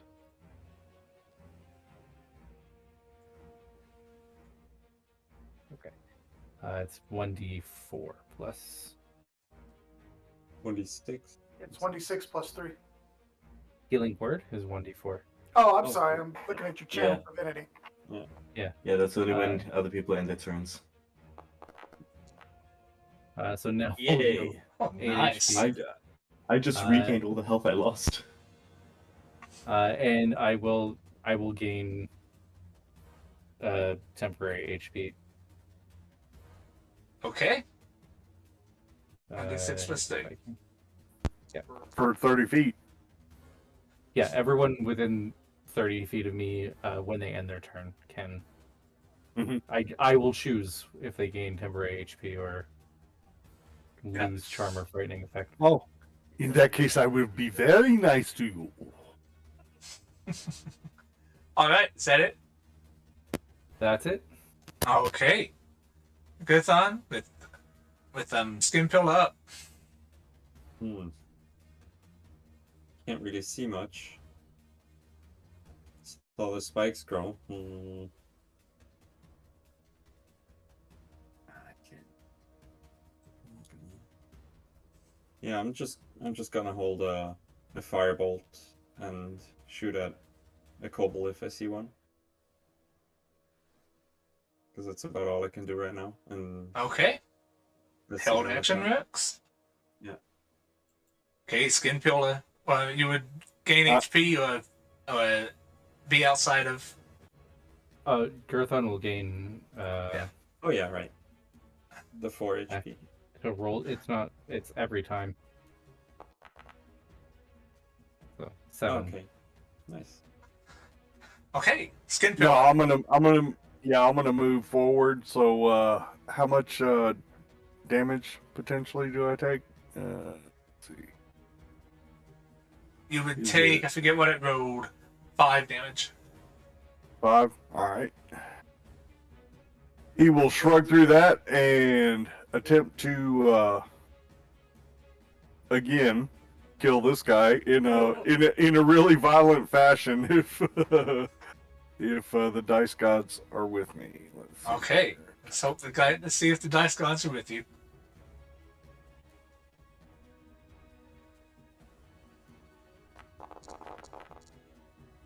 Oh, no! The other one was a natural 20. How about that? Do you not have reckless attack? Yeah. Oh yeah, you It's do. not reckless. Voice so yeah, voice of DM. Do you not have reckless attack? You do. At third level? Oh yeah. Okay. All right. It's reckless. Okay. Okay. It's reckless. Okay, roll it. Roll the damages. Is it under Your features, class features. oh, class features. Okay, I couldn't see it. All right. So, It basically allows you to attack with advantage, but everybody that attacks you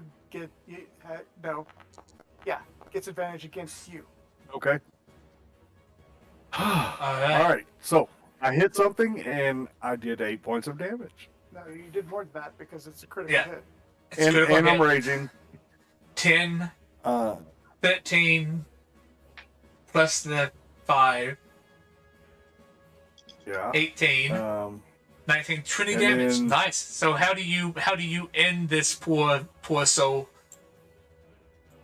I will actually Impale him. no, I'm gonna my glaive gets stuck in the spike growth, and so as I'm pulling it out, I just swipe upwards and just cut him in half.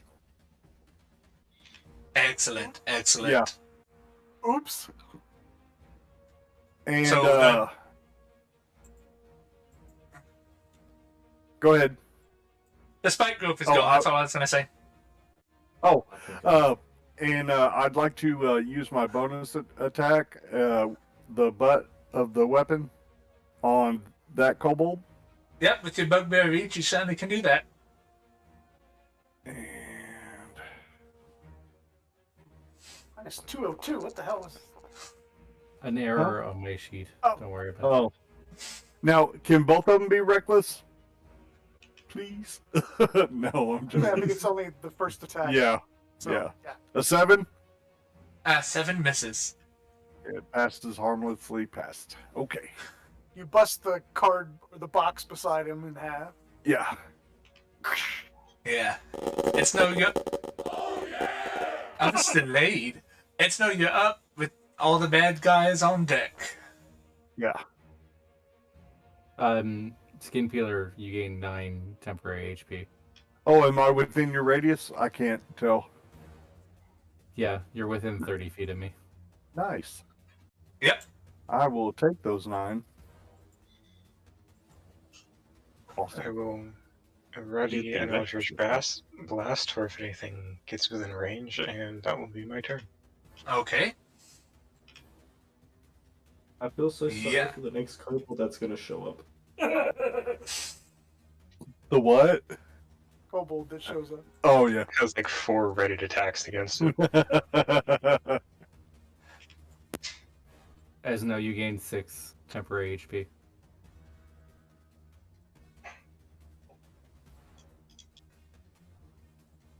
Oh, it's not quite in your vision yet. Okay. Orange Kobold. Going to come back behind this here crate, taking some cover from it. And pop out a sling attack Uh-oh. for 8 damage against Skin Peeler, which I'm sure gets halved. Right. Yeah. So 1, 2, 3, 4. All right. And then the white kobolds also going to attempt to put some distance here. And they will both make a sling attack as well.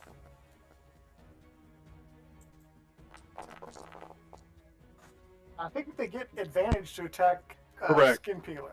So you do get the They higher do. the number. Okay. So 22 and an 18 would both hit, so you take an additional 7, half to 3. All right. As the white kobolds take their action.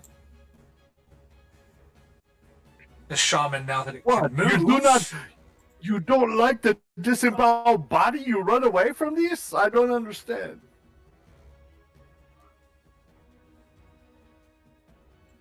Are we talking about this guy? Oh yeah. No, there's another one. Yeah.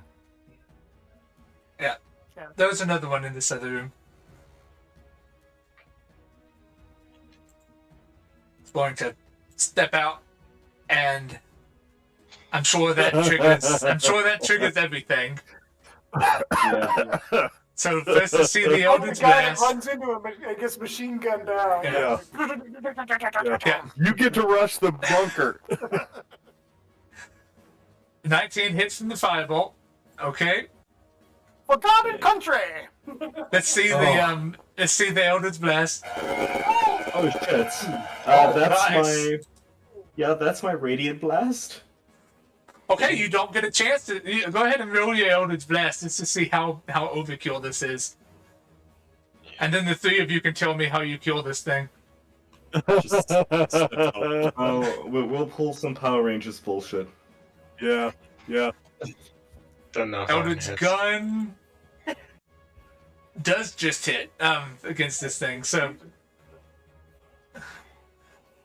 yeah, you three tell me how you kill this thing with blasts You coming guys- from each direction. You guys want to unite the powers into one Mega Blast? There's no kobold smear on the wall. I feel like the first 2 shots kill him, and the third, because it's force, just vaporizes him against a wall. Perfect. Yeah, there's an Oh, atomic this time- shadow of a kobold. Yeah. Nice. But this time when I shot my ability, I just did a finger gun. Nice. All right, we're back around. And to that was my Savas. We're back around to Savas with Ren on deck. So I guess I see this guy coming down the corridor, correct? Yep, just barely. I think you'd have line of sight. You would have heard him if you do not see him. Oh, I see him. I see him. There's 5, 10, Oh no, you were 15? deafened. You wouldn't have heard him. 20. I don't hear him. Yeah. See him. And see, I might actually do something else. No, I think since you're deafened, your equilibrium would be off, and you're like bouncing off the walls as you go down. you know, as I go down the thing, I start to see how many there are, and I have no problems with that. But I'm going to go ahead and do the no, not that. I'm going to go ahead and see how well sleep works in this situation. Okay. I'll cast it at first level. And I'll put it right. Well, I don't want to hit Craig. I think he's okay. Or see me. There.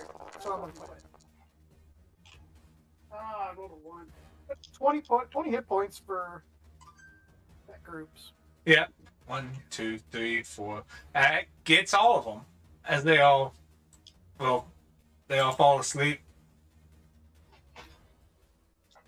It's respectful.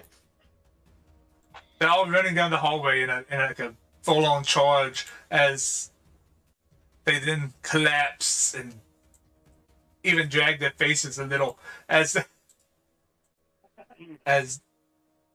they fall asleep under the influence of your spell.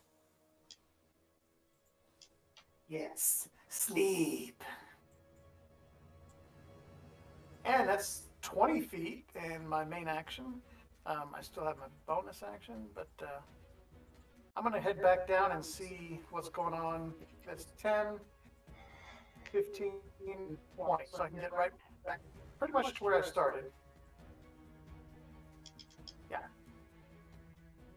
Okay. Bonus action. No, I'm good. That's all I need. You should have Okay. like the eyes from the Jungle Book, like the snake that You know, the yeah, the little hypnotizing eyes yeah. put him to sleep as they go round to the corner, yes. Oh, I love it. Okay. Rin, you are up with Nell on deck.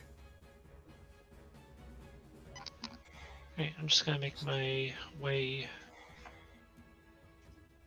in past Nell just a little bit, just right here, and stop behind Savas, and just hold another produce flame, Alright. and that'll be my action.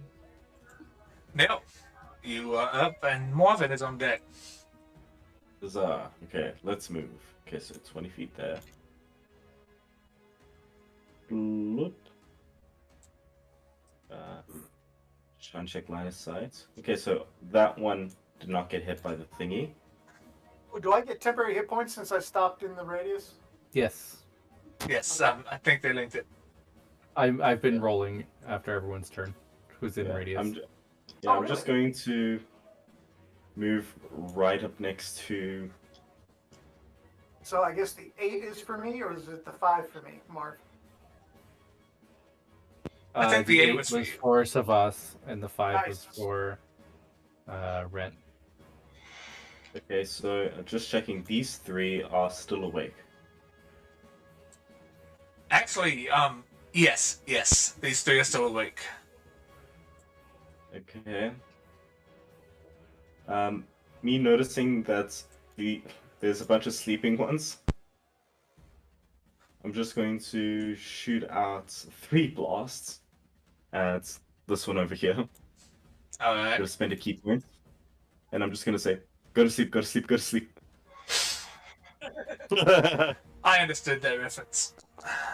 You could probably get rid of the sleep Nope. radius. Yeah, I will. Good call.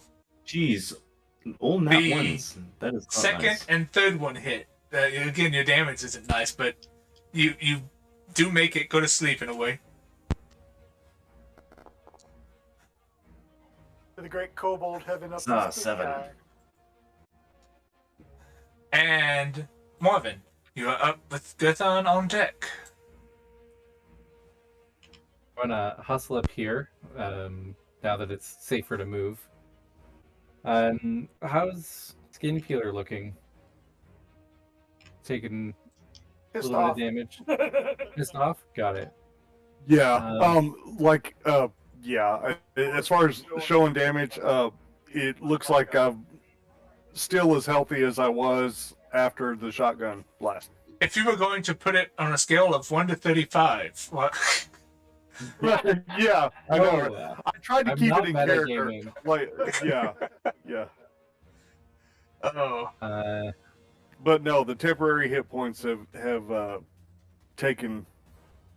They've been used wisely. all right, and I can see some of these kobolds here, right? yes. Just on this hall? Yeah, you can probably see the one in the front kind of slumped over. I am going to just behind him place a moonbeam, which is Oh boy. I'm gonna Well, that move Mean it. work. holy orbital strike? Yeah. Yeah. So I'm gonna cast moonbeam. Are you upcasting it, I assume? It's second level, so Okay. A little dream of me. We don't get Oh. 3rd level until 5th level. oh, I have it in the wrong area. Hang on. This is actually where I want it. The smaller circle. Okay. I had it That's as what I was too big. saying. That's why I asked if you had Hey. upcasted. I'm like, that's No, Bit I had big it for as too big moonbeam. a radius. That's yeah. all right. Since they can't make a dex save, these 4 are just vaporized as the It cave is rumbles as this moon. What is it? It's con save. Okay, It's a they con can save. make a con save, but for the sake of things, I've already started describing it. We'll just the cave rumbles as this beam of intense light shoots through the ceiling, leaving a hole as it just pretty much vaporizes these 3 sleeping kobolds there. and I will end my turn. Okay. Guthan, you're up with Xenote on deck. Skin Pillar on deck. I'll just run in. It's 10. Can I squeeze past Ren, or is it? Yes, too yes, tight? you can squeeze past him. Right. It's It's again, that's a 5-foot space. 25. What can I see? Yeah, I'm just gonna shoot this goblin in his face. With a Kobold. fireball. Yep. All right. Kobold. Same thing. Potato, potato. They both scurry around in dark caves, unhappy with their lives. Dun, dun, dun. Mwah, mwah, mwah. Your firebolt comes through. It hits this pile of loose, dry cloth, as you can see here. Starts a little bit of a fire, but it doesn't do anything to the kobold. Well, that's it for me then. Okay. You've healed 8 temporary hit points. Skin Pillar, you're up. Esno on deck. All right. I will move to here. All right. Let's see, that's 15, and let's go ahead and make it a full move, 30. Do I see anything? Hear anything? No, you do not. Okay. I will reserve my action for attack of opportunity. Okay. And Snow, you're up, but Kobolds right up behind you.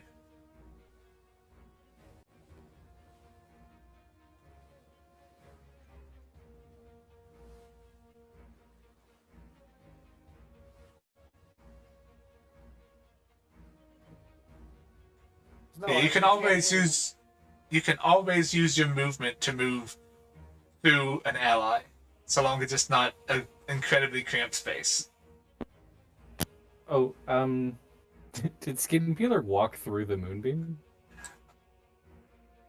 He did walk through the moonbeam, and he should know better. Never played a character with Moonbeam before.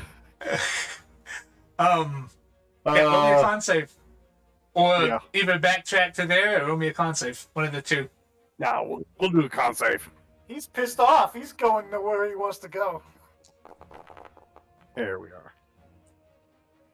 18. And I was raging and reckless, so that seems pretty in character. That seems pretty in And character. I actually rolled okay. Yeah. You So take you 5 take- damage then. Half to, because you were raising it, it'd then be half to 3. That's late. And guess what? That was all my temporary hit points. And you gain 6 on top of that. Yeah, I was about to say, you get Oh. another 6. But Oh, okay. Okay, so Huzzah! it's no. Like I said, you can always move through an ally so long as you have the movement space to make it to the other side of them. So it's just moving and readying an Eldritch Gun Blast, or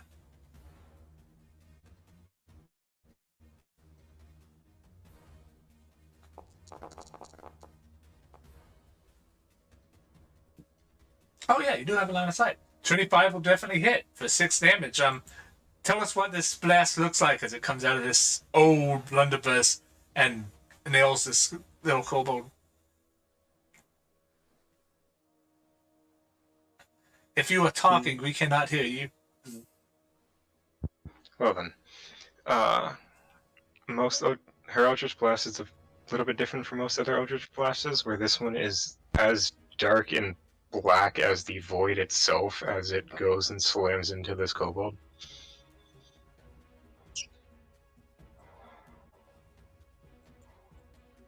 Alright. That's a dead kobold. That's an asleep kobold. That's going to retain his cover, make a sling attack against Nell. Lovely. Well, that's gonna miss. Alright. Sorry, that's for Esno's temporary HP. I have health. That brings us back around to Savas with Rin up on deck. see that there's only one kobold left in that room. I'm gonna go, and I hear that I can't really go that way. I know better than to walk through a mean moonbeam. But do you know what that is? Exactly. It could just be pretty lights. Pretty lights. You never know. Yes.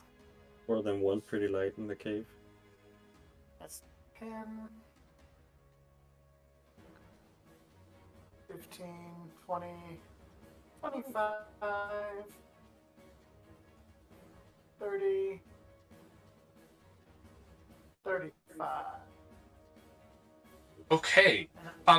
Ready my As you come around this corner, you hear. still have 5 um, minutes, so let me... Okay, as you come around this corner, you hear semi-loud, off-key singing. It's just nonsense, gibberish words. Loud singing, and you hear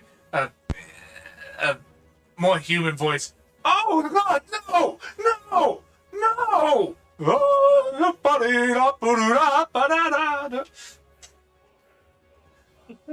Guess what? What? Oh yeah, you should have told me that before I did all that. I enjoyed the hell out of it. It was good. Okay, So at man, least you're I'm not up with affected Nell by on the deck. gibberish. I'll stop there so I get some hit points. Am I able to hear this, or is it too far? It's a bit too far for you to hear. It's loud and boisterous and off key, but it's not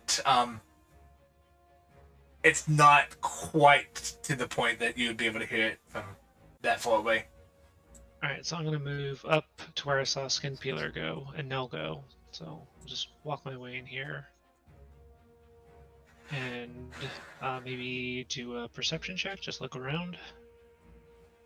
This, Yeah, roll me a perception check.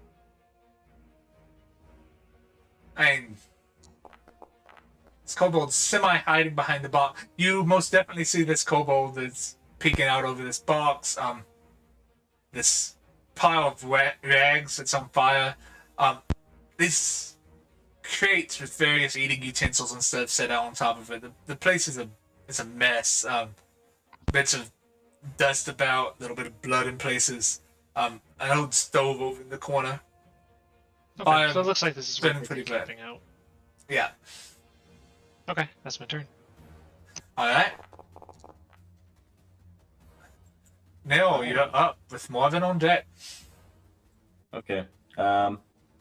Speed demon, I guess. I don't know. Peekaboo. Monk shit, get it. See? Exactly. Gonna whack him with the quarterstaff. That'll hit. Yeah. Horrible damage. What's going on with my damage? I don't think it's even possible for me to only have 2 damage. Was 0? My Was the dexterity quarterstaff should be added. Strength based? Yeah. Yeah, your dexterity should be added. What's your dexterity? My dexterity is +3. Okay, how do you do that then? Oh, he's dead? Yeah. Okay. Basically, I just kind of run in a straight line, kind of do a little bit of a somersault over the crate and use the momentum from the flip to just whack his jaw. Nice. Alright. Love it. Love it. Okay, wait. How much movement do I have left? That's the important question. Yeah, just another 10 feet. Yeah, we think so too. I'm busy going into the settings to check how to change. Shouldn't it do it automatically because it's a monk weapon? It should, but it may not. Should have. Order staff achievement not required. Action. But yes, Oh, Marvin, yeah, it's it good. Oh, didn't actually, set no. the ability modifier. We'll drop initiative because that's where things are. Ah, I will dispel my moonbeam. I have killed 4 kobolds. I am proud.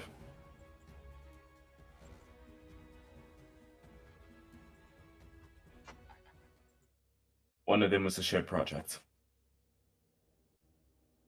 Okay. As these kobolds fall at your feet, you hear a few things.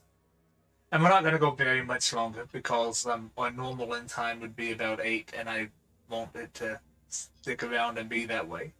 Because we started a little bit late. And Eo had to leave us because this would be a normal stop time. Skin Pillar, you hear from the cavern up ahead of you. You hear voices screaming, help! Help! Oh my god, help us! What's going on here? They are not kobold voices, you would not think. They sound more of humanoid races. Again, Savas, you don't hear anything, so you... Sorry, can we tell which direction the voices are coming from? Skinpillar would know that they're coming from the north. I'm not sure the rest of you would hear them. Yeah, you'd hear them. They're yelling pretty loud at this point. They're coming from the north. They're echoing up from the north up there.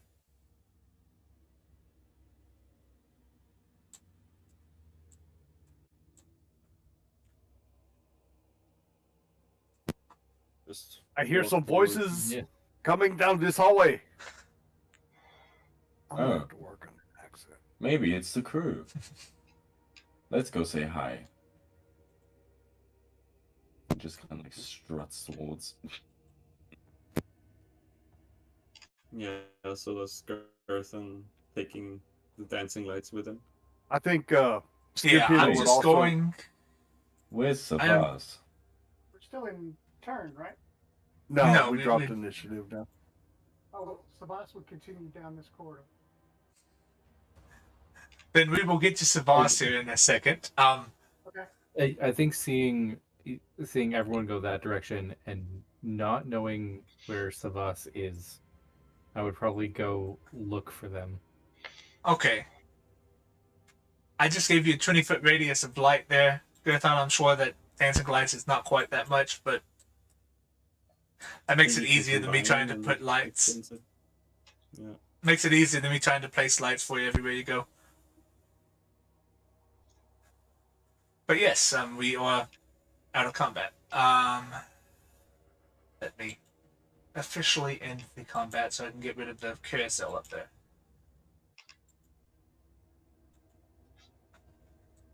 But yes, Taylor.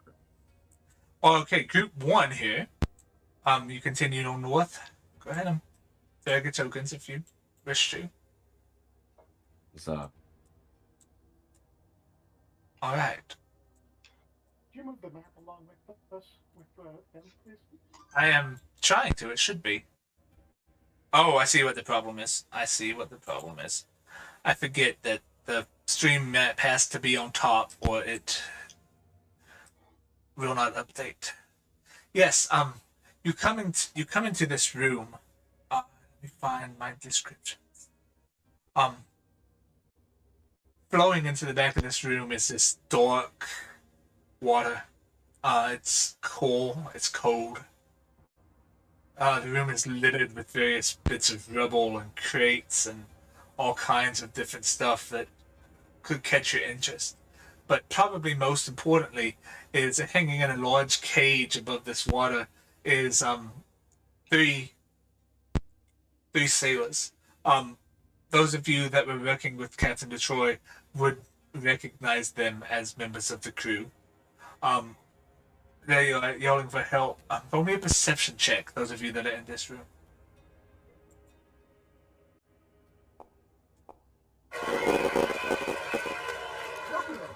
Well, good, Okay. good.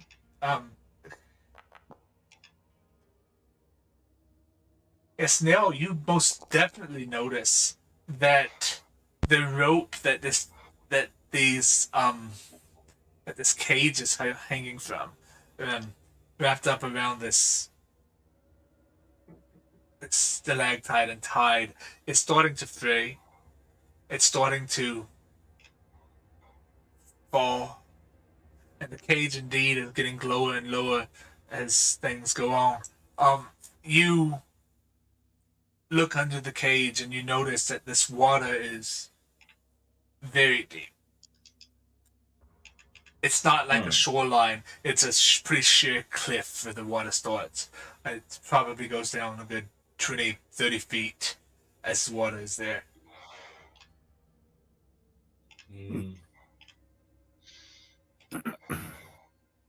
Boom. This The does rope not is look fraying. good. The rope is fraying, and the more the sailors move and panic, the faster it seems to be happening. Please stay calm. You are making things worse. Just wait Now a few that's- seconds and we'll get you out. Do not resist. Futile. Dear God, I'm Okay. scared. Roll me a persuasion. Roll me a persuasion at that. Oh, okay. This is beautiful. I'm horrible at these. Stay calm. Stay Foreshadowing. calm. Stay calm. They took the others. They're gonna. I think they're gonna fucking eat the others. Why would I stay calm? How could I stay calm? Why? They cannot eat the others because there are no kobolds to eat people. The rope manages to hold, as this one sailor is now deep into panic attack territory. Okay. How high is is- the cage? The cage at this point is hanging probably about 10 feet above the water. The rope extending Okay. another 20 or so feet up. This by far is the highest cavern you have been in. The rest of the caverns you've walked through thus far have been enough that even some of you taller humans have had to crouch a little to make your way through them. This room is a lot more open. Okay. Is it one rope holding all of them? It is one rope tied in the center. These kobolds were not very precise with how this is happening, which is why it's breaking. Skin Peeler, would you be able to grab onto it and pull it? That's what I was over here? thinking. Yeah, on the sailor side of the fray, Yeah. like where the rope isn't frayed, can I kind of help take the tension off to where? Well, the cage is 10 feet above the water. The cage is 10 feet above the water. Yeah, I'm doing calculations. The cage is 10 feet above the water. The cage itself is probably about 5 foot tall, which makes the top of the rope probably about 15 feet above the water. And within the cage, you know what? Roll me a D100. Let's see. Okay. I do have the extra reach and my glaive, so technically, I think I can reach out and touch someone, either good or bad. But unless you're trying to And cut the rope, you don't want to use your glaive, so you would only have your extra reach, which Gotcha. might get you to the top of the cage. I'm not sure it would get you to the rope. So roll me a D100. Let's see. Okay. You can't quite 35. reach the rope. You can't quite reach the rope from where you are. Again, there are several crates and rocks in this room that maybe you could move if you moved quickly. I'd like to run back and check the boss-looking kobolds for keys or anything. Like, Okay. I assume the cage is locked. Alright, roll me an investigation check. We'll say this takes you 30 seconds or so to do. Yeah. Because if you're being quick. So roll me an investigation check. There's no need to drag your token. You in your haste you don't find a key. Can I move this crate I'm standing next to towards the sailors and then stand? Yeah, it's On not top very of it? heavy. It's not very heavy. Alright. You can do that, and that would probably get you the extra reach you needed. Okay. So what exactly are you doing? Oh.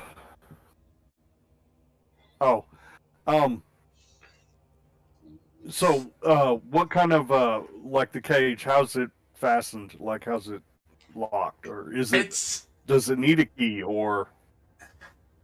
It is locked with an old iron padlock. But it is just that. It's quite old. Okay. I may While be he's holding able it to- up, could I try break the lock off? I may be able to pick through the lock, depending on how terribly rusted it is. Yeah, he's managed to get it. He's taken some weight off of it, which drastically helps what's about to happen. As you grab the rope, it's almost as soon as you grab it there, Skin Pillar.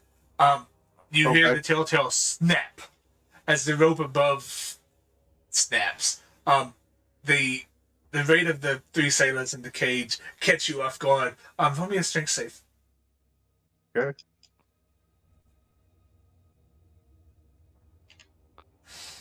Of course, it's gonna be a low number. Yeah. The rest of I you had minus +5 to Gurtan. that. The rest of you minus Gurtan watch as Skin Pillar's just yanked off this crate. as this thing hits the water and starts to sink. Skinpill is probably going with it if y'all don't take an action pretty quickly. I'm diving straight in. Yeah. Alright. Same. Yeah, like I'm diving straight into the water, and because Warforged are a lot heavier than one Yeah, might the think, I'm just Warforged- pretty much using my way to sink down to get to the gate and try break it off underwater. Alright, roll me a strength save. I won't even make you do it at disadvantage because I don't think Warforges even have to breathe. So, No, we don't. Save.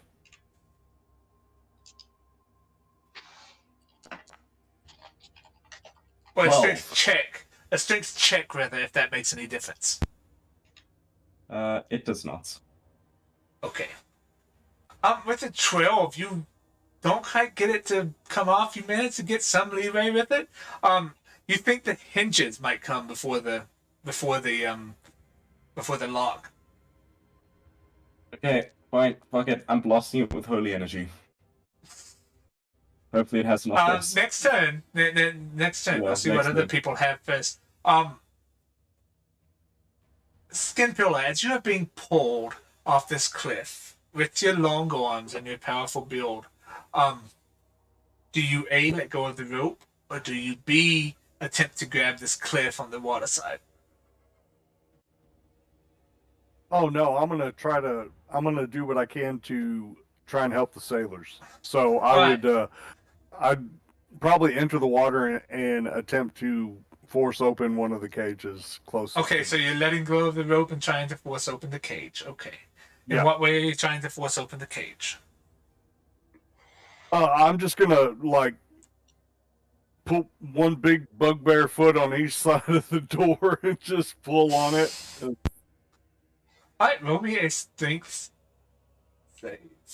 A strength check. I don't know why I keep on saying save. I know, but it kind of helped me. I thought I would have had a flat 10.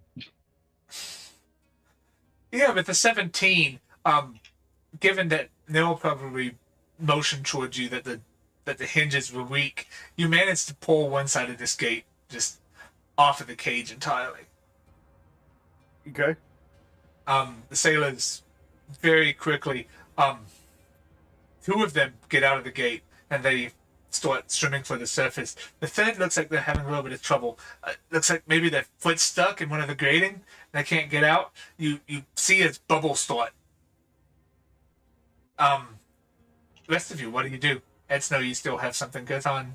You would probably just be getting back to see this. I was going to have fired a sharpshooter at the lock, but it's already broken. So I'll help the two that are getting out, just to get them out of the way sooner. Alright. Because the two that are already there are probably the best to help with the guy who's drowning. Alright, Neil, you've got Sailor in front of you. Drowning. Yeah, I'm pretty much going to climb in to help pull him out. Just for that little. Alright, roll me a sleight of hand. That's you on. Back. I need you to roll me two things. Okay. One, a sleight of hand, as you are trying to help this panicked soldier pull out. That's good enough if the second thing is, I need a persuasion or performance to try and get this guy to calm down long enough for you to get his foot free. Persuasion or performance. Just having a look. Oh, they were.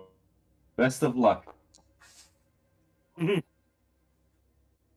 you managed to get his foot out, but by this point, he has fallen unconscious of the inhalation of water. Skinpiller, you see this happening. What do you do? Take him. So his foot is free. Yep, he is free. He is unconscious and drowning. Oh, okay. Well, can I reach him and drag him up towards the cliff face or By whatever? this point, you can reach him. you can get in the cage, grab him, and start to swim up. You would not make it to the surface yet. You'd Okay. You'd make it If about that's halfway. possible, that's what I'll do. At this point, the cage is resting pretty much on the bottom of this 30 or 40 foot chasm that you're in. So you'd swim up about halfway, dragging some bagging and swimming. How does Nell look? Like, does he look like he'll be able to get himself out of the cage and on his way up? I'm more hunky dory. I'm great. Yep. I'll Oh, get okay. myself up All right. eventually. Okay. All right. I didn't know if the I'll weight take thing my was. time. I'll take my time. I'm breathing. Who needs that? Yeah. Okay. Sounds good. All right. Alright, so you drag him halfway up. And with nothing else going on, we'll say you managed to drag them all the way up. They are unconscious and not breathing by the time you get them to the... Not even trying to breathe by the time you get them to the surface. Anybody who would like to may make a medicine check to attempt to administer CPR, get them breathing, clear the water from their lungs, whatever. Am I good at? I could try. I could try. Oh God. I got him out. You know. Call you skin peeler for nothing. Yeah, now you surface from this water to watch Skin Pillar. Oh, no. You know from the look of it that he has broken several ribs on this sailor. I don't know how y'all don't know play that out, but the sailor is still laying dying, and you manage to pull him off and administer proper CPR, and the sailor. Oh. I apologize for being unable to give proper mouth-to-mouth in this scenario. And then I just give a thumbs up.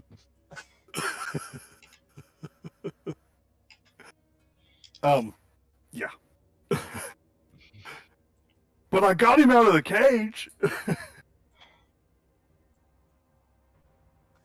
job, y'all. And ribs will heal, right? And that is where we'll leave off tonight, with it being late for some, and others having life to attend to, and us having started a little bit late, as it were.